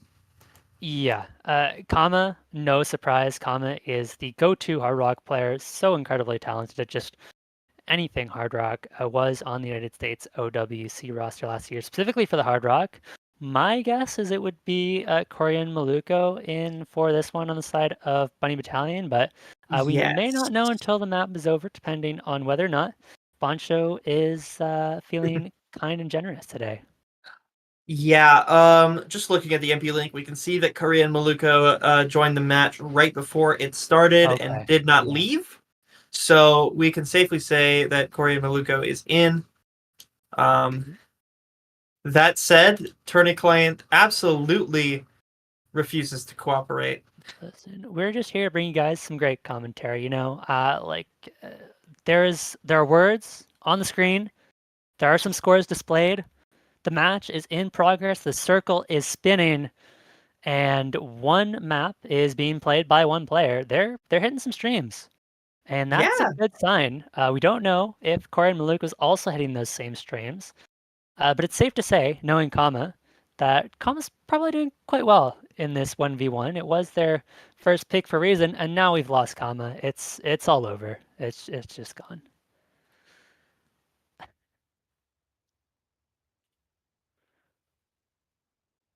Now, I don't think this is a super long map. Yeah, it's only minute 47, so we should know the result pretty shortly. Yeah. God, unfortunate to not see two maps in a row. We love Tourney Client. We do. Okay, we have two players. All right. Oh, and it looks like Kama is winning by a landslide. 100,000 points should be the difference. 150,000 now, as it looks like Korean Maluko has found a break, and Kama has a solid rebuilt combo. So Optimus Prime Rib will be taking a point back, and they're going to tie things up 1-1 in that 1v1. Yeah, Kama played a really good early game on that map. I know, unfortunately, we didn't get to see it. But held combo to 800, breaking on, I think, a cut stream. Really, really good stuff. And it's going to lead 1-1. Now we're basically at a best of 9 set. We have, we got to win at 6 points. Each team has one. They both have 5 points left to win. Yeah. And I think if you're Bunny Battalion, you would like to pick reading, but I think the only other heavy reading pick in the pool is that hidden one, and you have to be really confident that you have somebody on your team who can get either a full combo or a near full combo, because Optimus Prime are going to be able to put up somebody who can get a very good score on that map. So 1v1 is very risky. We do, I believe, have bans first. It is best of 11, 2 bans. So in fact, we might actually see the hidden one banned out, and they might not get a chance to play it, but we'll see. I'd imagine Optimus Prime actually wants to ban out some of the 4v4 maps. They really want to play those 1v1s where they can just let their best player carry, and having such a high skill cap, the less players, the less variability, the more advantageous for them, in my mind at least. Yeah, for sure. It is going to be Hidden 3 being banned out. Scary Point is a very aim control heavy pick. You don't want to deal with it, saying, 3v3 maybe a little too risky to run the aim control. Just going to get rid of it. We'll see what Bunny Battalion goes with as far as their ban. Yep. We'll see if they want to ban out one of the speedier picks.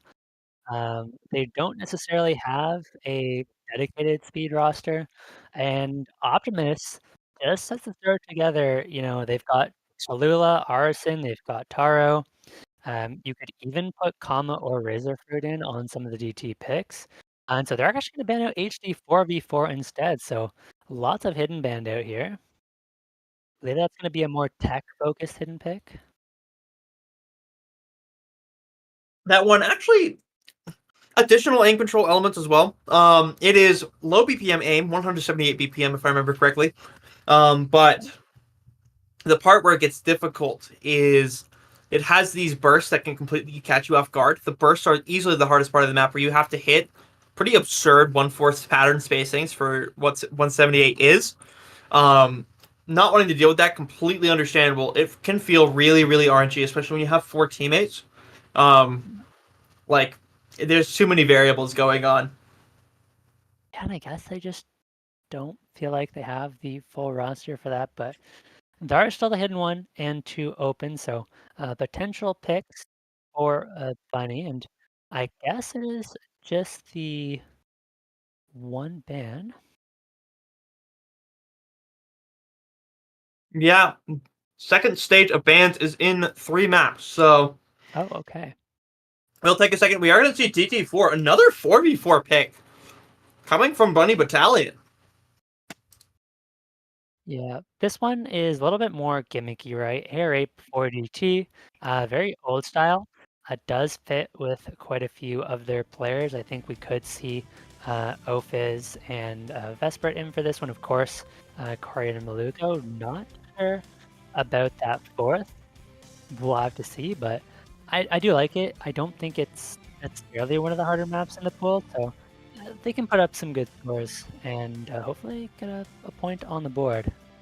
Well, second one. Yeah, this one, it's the Kirby mix. Everybody loves Kirby mix. You can't go wrong with Kirby mix. Yeah, no, truly incredible.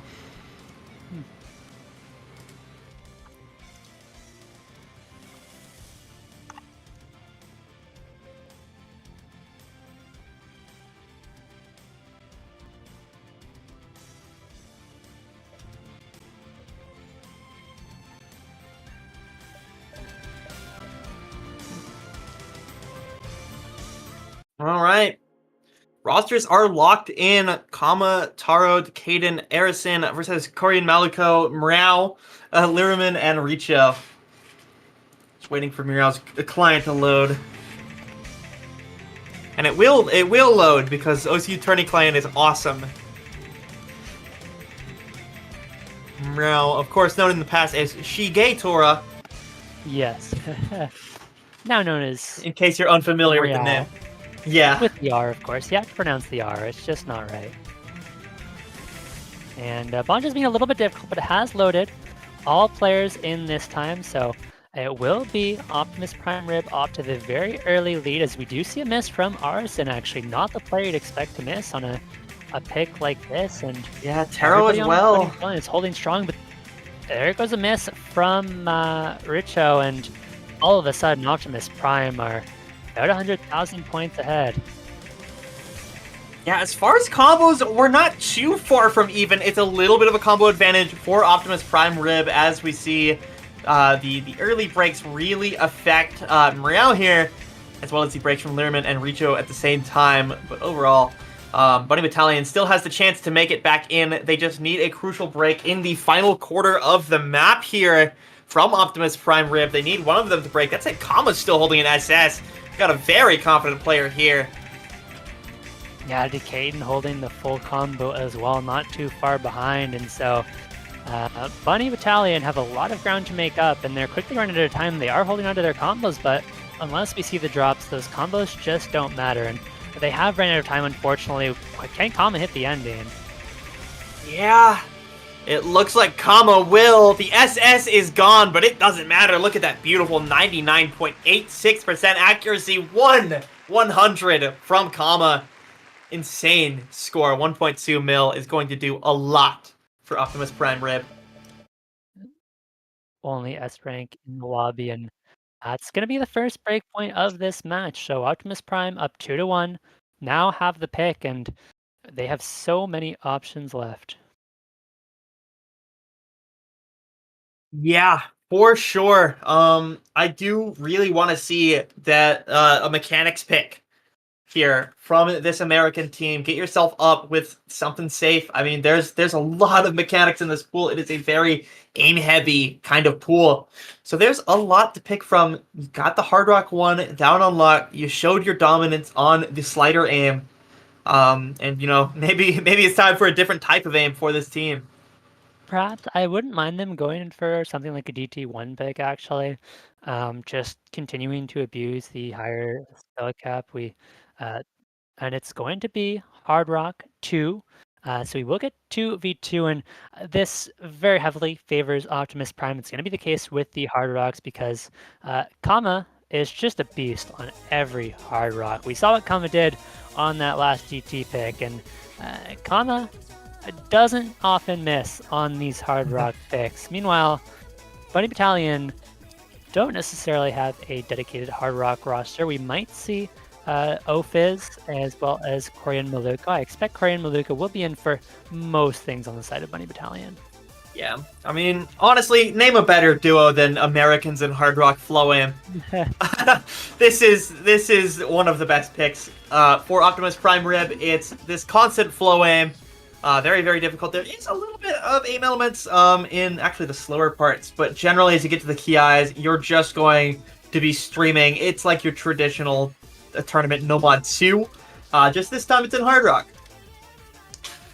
Yeah, and Decaden as well, second player for Optimus Prime. It looks like it's going to be Riao in for Bunny Battalion. Surely it has to be Korean Maluko for the other player. Yep. Corey Maluko just joining the lobby. Yeah. I think we're set on that one. Oh, Muriel actually taking a leave. Oh. Either it's a last second swap or a really quick look at the map. The SSOT timers are pretty brutal. So, surprised to see such a late leave. Yeah, it looks like Richo is in the lobby currently, so might be swapping out. Richo didn't actually play in qualifiers, so I'm not 100% sure how good Richo is on the Hard Rocks, but I'd imagine decent if Richo's in as the second. But here we go. Hard Rock 2. Yeah, Richo is one of the biggest players in South America, I would say, in terms of tournaments. No, not like performing at the highest level. Oh, and yeah, I forgot about the hit sounds on this map. There's something. But Richo is still a very, very talented player for sure. That said, we're going to see breaks from Richo, from Korean Maluko, and from Decaden. Only Kama holding on through the early portion of the map. As I say the name, though, we are going to see a slider break. So everybody has found breaks so far. Yeah, and all of a sudden, it's Richo with the highest combo in the lobby. Of course, Decaden not too far behind, but it's a very short map. There's only half of the map to go, and so all it takes is one more miss from either side, and it could heavily swing this match. But everybody recovering nicely as we get into a little bit of an easier section. Here we go into the next key eye section. You see the streams get a lot more intense. The sliders get a little trickier as well, and it's going to be misses from both Kama and Korean Maluko. And there goes Richo as well. Now it's just Decaden holding, and It's looking like it's going to be another point for Optimus Prime. I don't know if I have enough time to make this comeback. Oh, Decaden hit right through the slider stream. Hitting all of that is so crucial. It gives him a chance to keep building up on this slow part. Kama, such good supporting combo. He's matching Korean Maluko, making sure Korean Maluko can't build back against Decaden, and Decaden is finishing the job. Hits the space stream at the end, sorry. 780k is going to be more than enough. It's an S rank from Decaden. Just one slider break is all he got. Secure Optimus Prime Rib, their 3rd point. We are now 3-1. Funny Battalion do have the next pick, but I don't think there's any clear pick against Optimus Prime Rib. Maybe you want to try your luck at something like a free mod, but there's they just have such a well-rounded roster, right? They have a player that's confident on every mod. So the more I think about it, free mod is probably not the way to go against this team. Maybe it's either one of the no mods or the hiddens.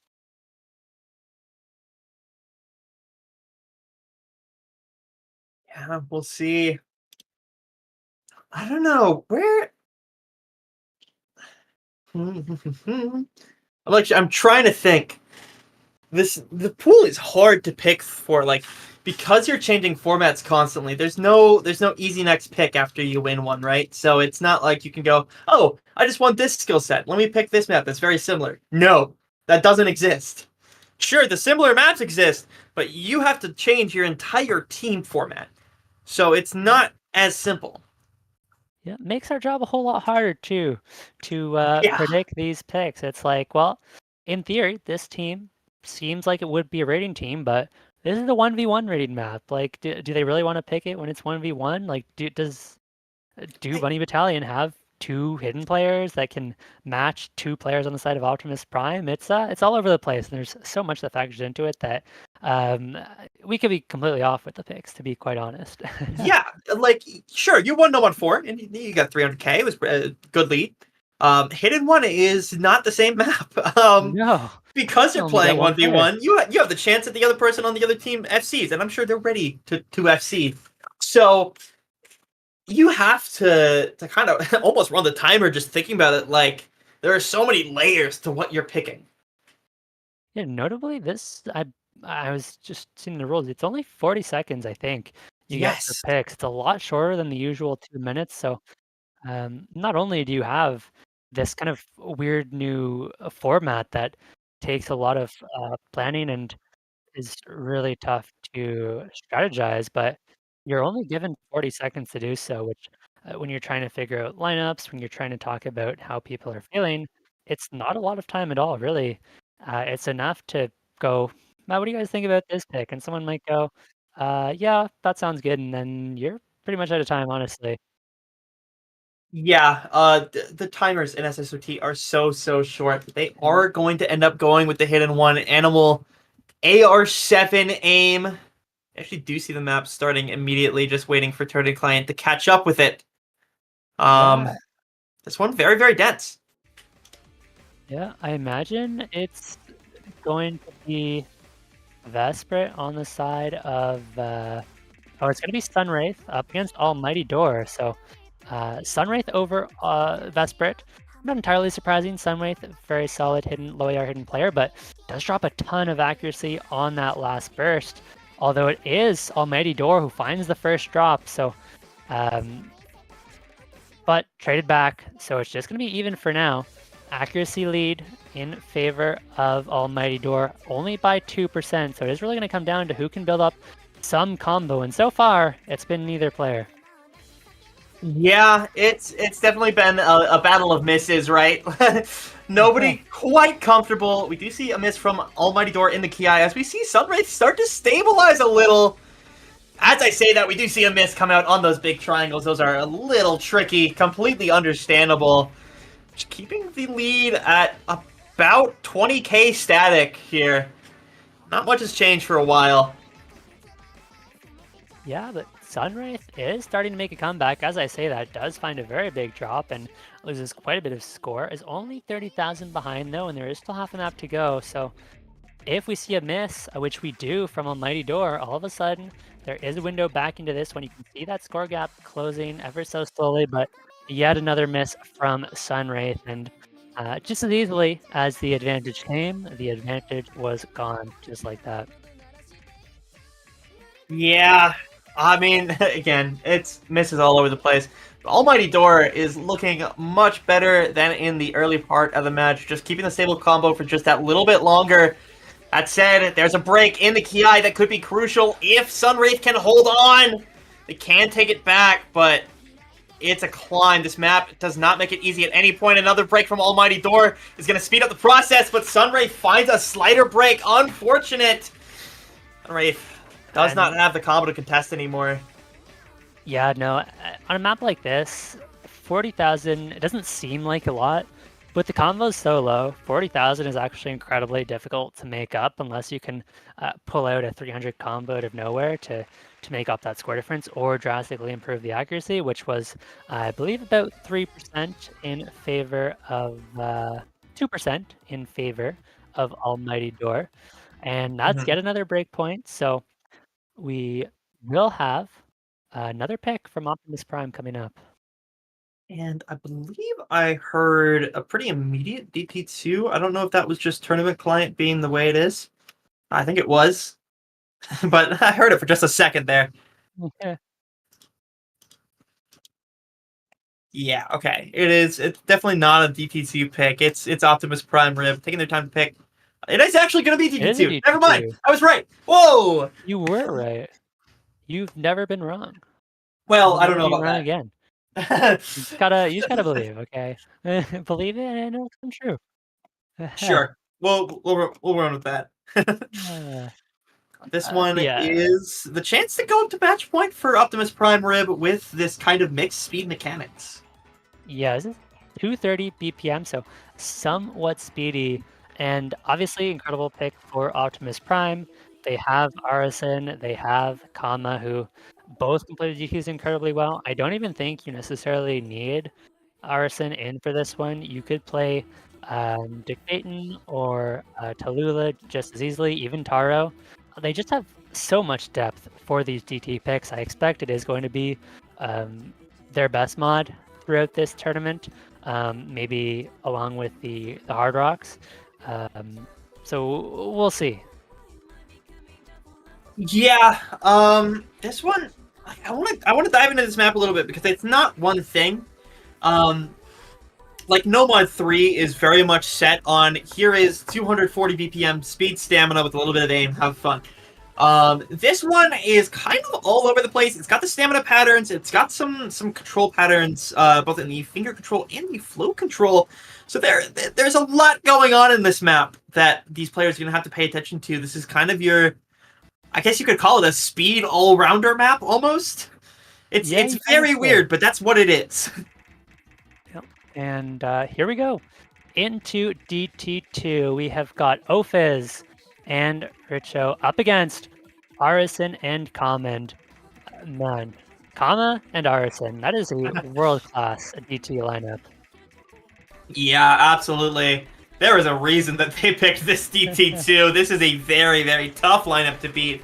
That said, don't underestimate Ophiz and Richo. Very, very talented speed players of their own.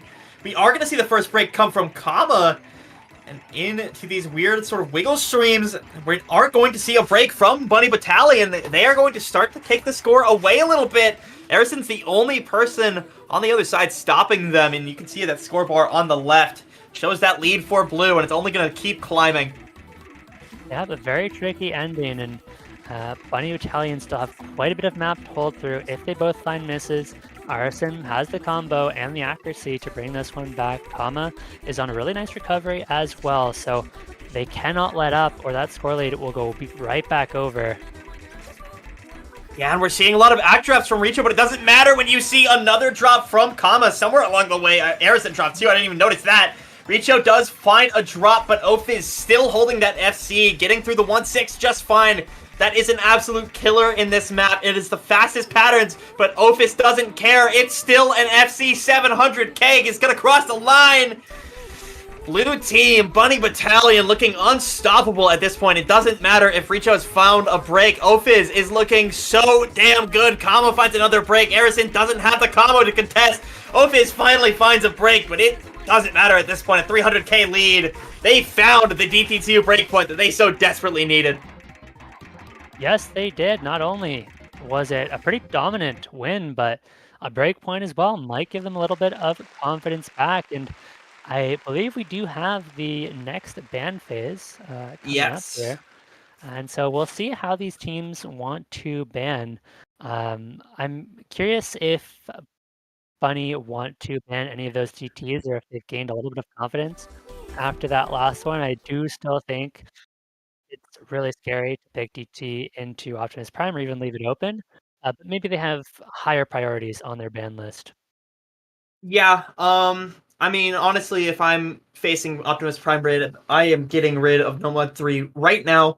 Sure, they just won DT2, but Nomad 3 is still too big of a risk to take. It is still much more straightforward speed mechanics, and it is absolutely not the thing that you want to face this team on. As far as Optimus Prime Rib, I don't know what they ban here. Hard to say. It doesn't. To me, it doesn't feel like there's necessarily anything they need to ban. So they probably just take a map that they don't feel like playing, or whoever is supposed to be in for that map isn't feeling, 100%, and they just give that a ban. They could ban out one of the hiddens, even something like everything will freeze if they really wanted to, but probably not necessary. Dynamite is an option. That's the hidden 2 for ban, and I believe it should be 5-2, not 5-1 in favor of Optimus. I mean, we can get that corrected. Yeah, 4-2. Yeah, it is 4-2. Don't believe everything your eyes tell you. They are lying. Yeah, and we are going to see Just Dance Band Fremont 2. It is sort of aim control heavy, very like pattern centric. We saw it in the last match where you have these like low BPM alt patterns that can be kind of tough. CS3, kind of all over the place, and feels a little bit RNG. Just getting rid of it, not wanting to deal with it. We'll see what Bunny Battalion gets rid of. And again, I really just say they should get rid of Nomad 3. It's not worth the risk, but they might be feeling the momentum after winning on DT2. Yeah, waiting on the ban for Bunny Battalion now. I expect it is going to be one of those DTs. They did look really good on it, but I'm not sure if you can expect the same to happen again. We could see one of the Hard Rocks banned out as well. I believe there is still a couple Hard Rocks open. The Hard Rock 3 and the Hard Rock 4.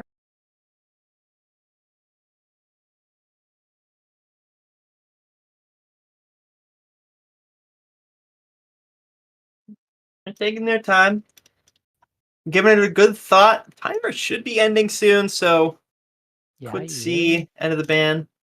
Yeah, you really aren't given a lot of time for the bans either. I think those are only 60 seconds.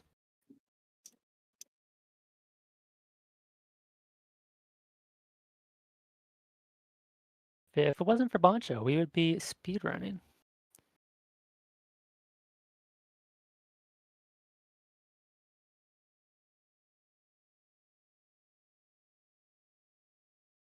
Yeah, that sounds about right.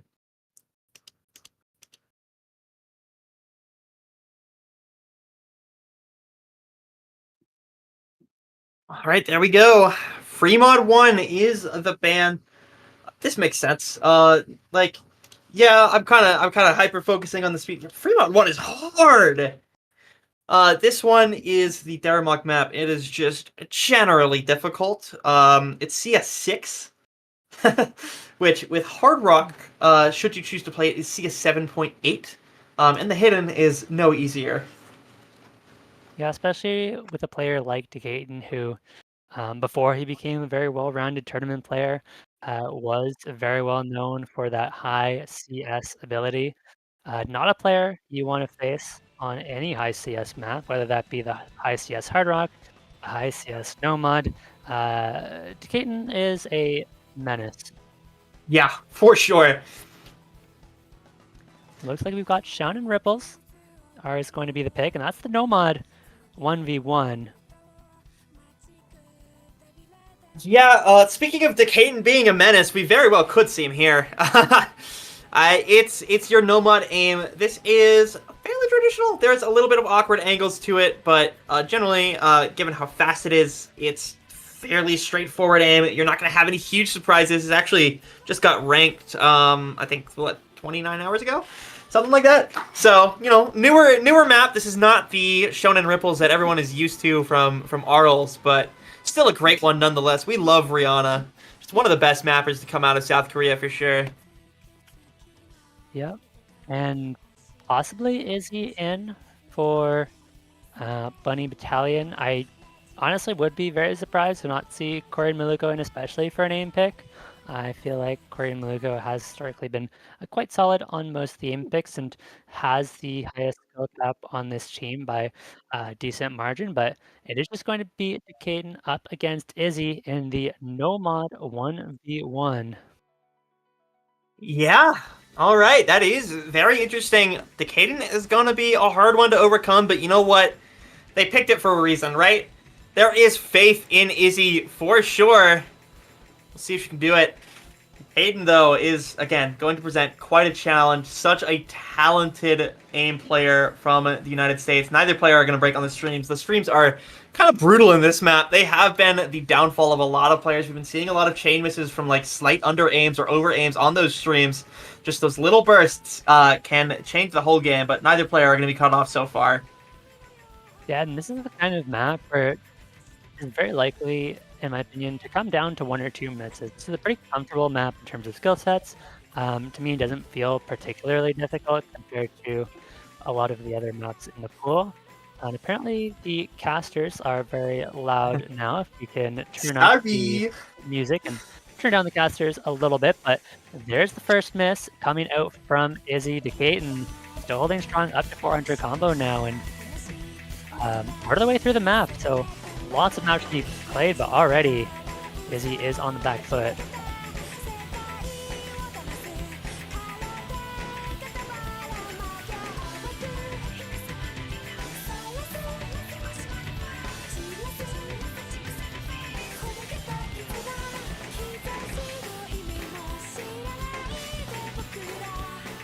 Yeah. Players holding on so well. Decayton at 99.87 accuracy.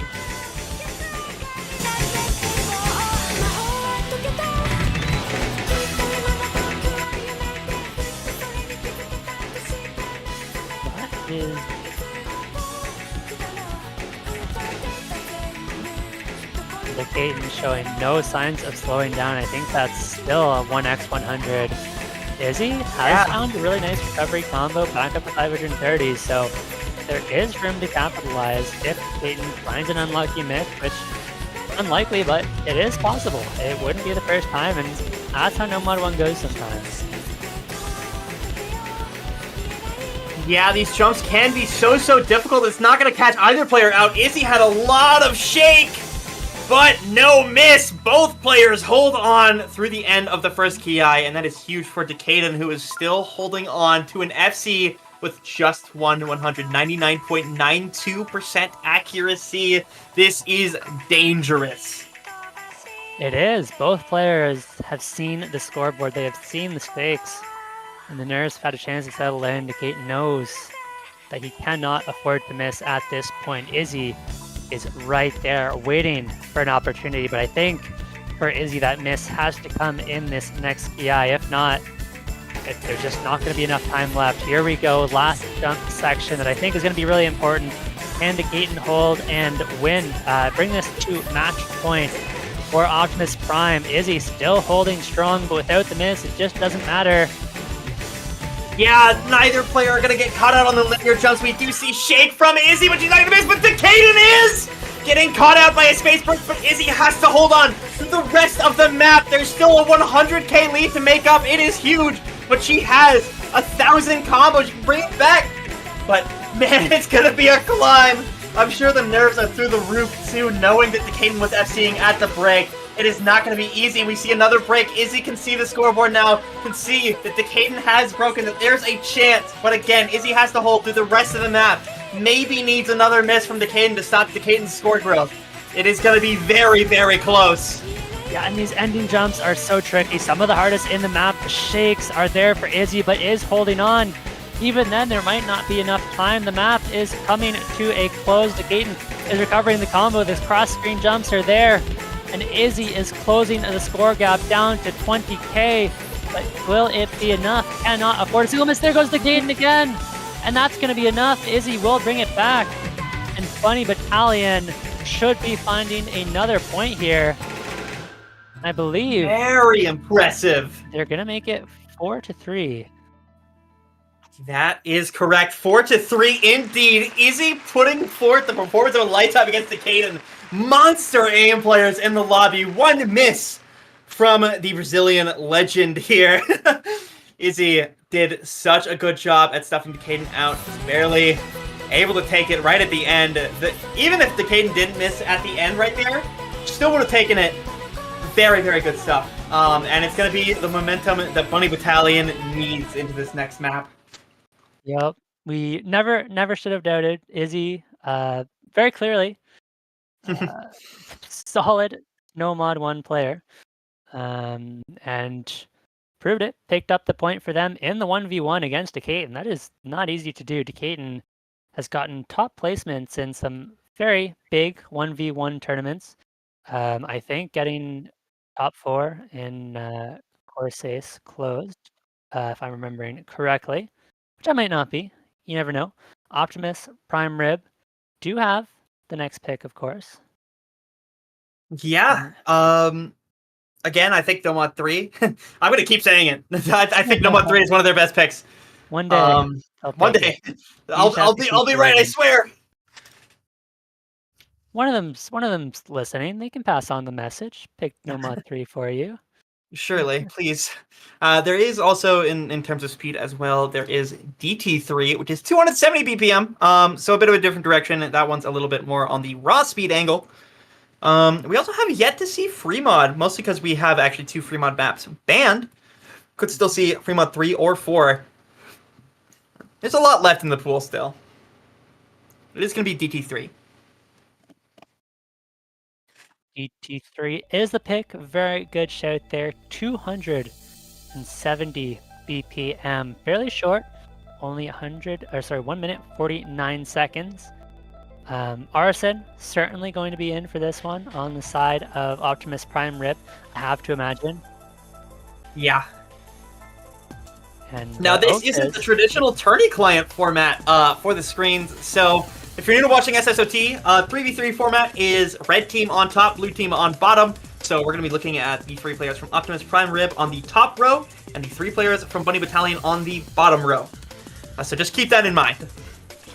And it looks like we've got Tallulah, Taro, filling out the roster. Is kind of their go-to speed roster when it is that insanely high BPM. When we do see lower BPM speed picks, sometimes you might see players like Kama or Razor Fruit filling in, but when it gets up there, 270 BPM, you want Taro, you want Tallulah, along with, of course, Arison.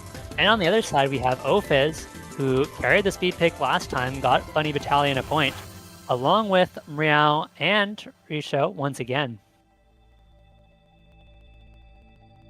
Yeah, I like these lineups a lot. Especially just given the performance that we saw from Ophiz on our DT2. Absolutely need to log Ophiz back in. I think these lineups can do a lot. Of course, our new players are, I believe, Taro and Mriao, if I'm not mistaken, compared to DT2. Everybody's loading in, and as you said, this is a short map. There is not much to work with. We do see early breaks from Ophiz, although it doesn't matter too much. It is early breaks after all. This one, not only fast, but also kind of difficult on the aim control. A little bit of older patterning. Yep, and there's a myth from Mriao as well.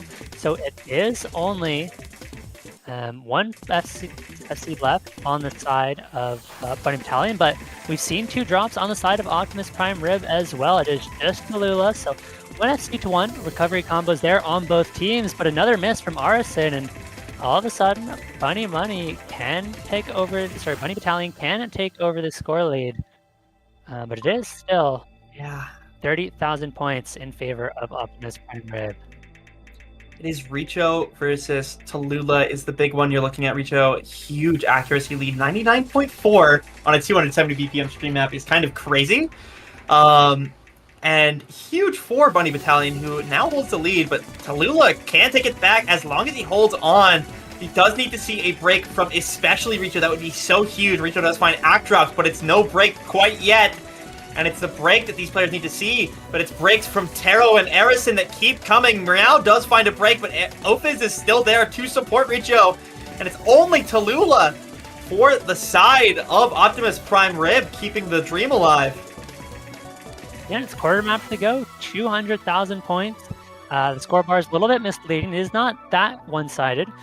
There is an angle back into this for Optimus Prime Rib, but they need multiple misses on those big combos, and they need them within 2 seconds. And within this time span that I've said that, it is just over. They are out of time, and all of a sudden, we got a tie game.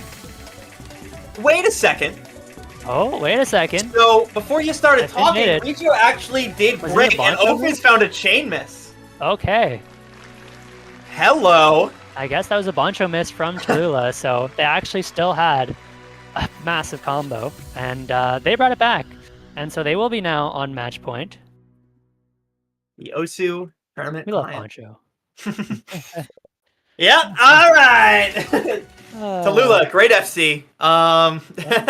It is going to be putting Optimus Prime Rib at a match point. We are now entering the final picks for both these teams. Bunny Battalion, the first to have their final pick, and then Optimus Prime right after. So Bunny Battalion has the chance to say, you know, what kind of order we're going in, you know, what they want to play first before Optimus Prime Rib gets to pick from the scraps left in the pool. Question is, where will Bunny Battalion go? It's a good question. And the answer, we're going to get it very quickly. Hard Rock 4, it is going to be Lisa. And this is going to be a tech pick. There's definitely some aim control to it. I'd say aim control tech. Very short as well. And this is a scary map to go up against Kama, but it is 4v4. So, you know, can't rely just on Kama. You'd have a solid team performance from Optimus Prime Rib. I think we're likely to see Ophiz back in for this one, along with Richo, Meow, and possibly Izzy as the last player. Yeah, I want to say this is a little more precision aim oriented, actually. Okay. CS 6.5, yeah, there's certainly mech tech elements, but what you're mostly going to be seeing is I think the precision aim. This again, you know, it's SSOT format. The number actually does matter a lot more. Where we can't put this in Hard Rock 2 because we already have a different precision map in No Mods 2. Be kind of silly. So this one is your Hard Rock Precision and Hard Rock 4. And looks like we got our lineup except for one on the side of Bunny Battalion. You see Kaden, Taro, Kama, and Tallulah versus Ophiz, Muriel, Koyori, and Maluko, and whoever our fourth slot is going to be from Bunny Battalion. Yeah, it's going to be either Rico or Izzy, and I think I'm not surprised to see Izzy sub in, especially after that No Mod 1 performance. And it looks like our rosters are locked in. It's a pretty solid Hard Rock rosters on both sides. I could honestly see this one going either way. Players to watch out for, in my mind, are going to be Decaden and Kama for the side of Optimus Prime, and Izzy, as well as Koyori and Maluko on the side of Bunny Battalion. But honestly, at this stage of the tournament, the maps are easy enough that any one of these players could pop up if they have a good day. So you can't count anyone out, and it's going to come down to the team performance here. For sure. Get into it now. And as you said before the map started, it's short. This map does not take long to build up. We're already reaching the point where the FCs are about to hit 100k, so you know, expect to see breaks soon. We did see an early break from Tallulah already, but the breaks that matter are going to come soon. Yeah, map does take a little bit to get into the hard section, so we have found another miss though from Taro. I feel like we really can't afford to miss on these easier sections, but as we get into the first Kiai, Korean Maluko does trade one back, and so now it's going to be 3 FCs, 2-2, but Taro does have a pretty nice recovery. Unfortunately, Tallulah has found yet another miss, so Bunny Battalion, I keep saying Bunny like money today. That is just another OC Bunny like player. money actually played in the last match. I know. I haven't forgotten. 250,000 the score lead, and we're already halfway through the map. If we do see some FCs drop off, oh, and there goes Ophiz. All of a sudden, Optimus Prime Rib have a window back into this one, but they have dropped both full combos, and Buddy Battalion are almost certainly going to take this one. There is a quarter of the map to be played, but the score gap is massive here. Korean Maluko is on a very nice recovery. Izzy as well is right back up to 500. As I say, that does find the miss, but it's not going to matter. They are going to be able to take their own pick, and it's going to be 5-4 here. They have one more chance to bring this one to a tiebreaker. Yeah, Izzy has been a real highlight player, I feel, on these aim picks. She's going to help a lot in gathering 700k for the team. Korean Maluko not too far behind. And these two players, along with their supports from Ophiz and Riao, are going to keep themselves alive another day. 5-4. It's up to Optimus Prime Rib to decide the final pick. iFlame, I feel like you already know what pick I'm going to say they should go for, especially after winning DT3. Might that be the Nomon 3, perchance? How'd you know? I'm just a mind reader. What can I say? I think it's the best pick in the pool left for Optimus Prime Rib, but who knows? They could surprise me. There's still quite a bit left in the pool, but Nomon 3 is speed mechanics. It's not too different from DT3 aside from the 30 BPM difference. Could be feeling a little silly, maybe a little free mod. Just for fun. Free mod. Yeah, why not? You could go for with the free mod 1 and 2 are the ones that are still open. No, those are the ones that are banned actually. Yeah, free mod 3 and 4 would be interesting. Free mod 3 especially would be fun, but it's going to be DT1. That makes sense. Finally, I have been waiting for this pick. I feel like they have the higher skill cap, but we saw what happened in the No Mod 1. Izzy absolutely popped off. The map pool is not so hard that you can just rely on that skill cap, because there are players on Bunny Battalion that can put up very impressive scores, even near FCs on some of these maps. And so curious to see who both players put in. Wonder if we're going to see Izzy in again, who looked amazing on the No Mod 1. Could potentially see Ophiz, who does play a lot of BT for them, but it looks like it's just going to be Richo instead. Alright, so I completely forgot that this hadn't been picked yet. This is a great pick. And I love this song, man. Oh, it's so good. Been waiting for this one all match long. Yeah, this one is going to be tough. This one, definitely a little bit of skill cap, and it is Tallulah versus Richo. Makes sense not to see, like, Izzy. Again, Izzy's been doing so good on the aim picks, but she's not going to do so well on speed. Makes sense to not have her on this map. It is very, very difficult in that sense. There's a lot of, these smaller bursts that can challenge your ability to do speed. So I like Richo in this position here. I like Tallulah. And Tallulah, I imagine, is going to put forth a very strong performance. There's a reason they picked this DT1. Yeah. A lot of confidence coming out from Tallulah here, but also a lot of pressure on both players, right? They both know that this could go to TB, or Tallulah could put them through right now. And all it takes is one misstep, and that could change the outcome of this match. One team very well could be dropping down to the loser's bracket here, and it may not be the team we expected. Yeah. It all comes down to this one map right here. With how long we've had, I don't know if we've already actually started. Yeah, looks like we are in the map. The MP link is showing that the match is in progress. It is just a bunch of things. Here we go. We're 2/3 of the way through! Is going to take a second to catch up. Oh, but it Richo looks like lead. it is Richo in the lead, and the combos are even, but it is only 15,000 points the difference. It is anyone's game still. No combos on either side. Accuracy slightly in favor of Richo, and the score is basically dead even at this point.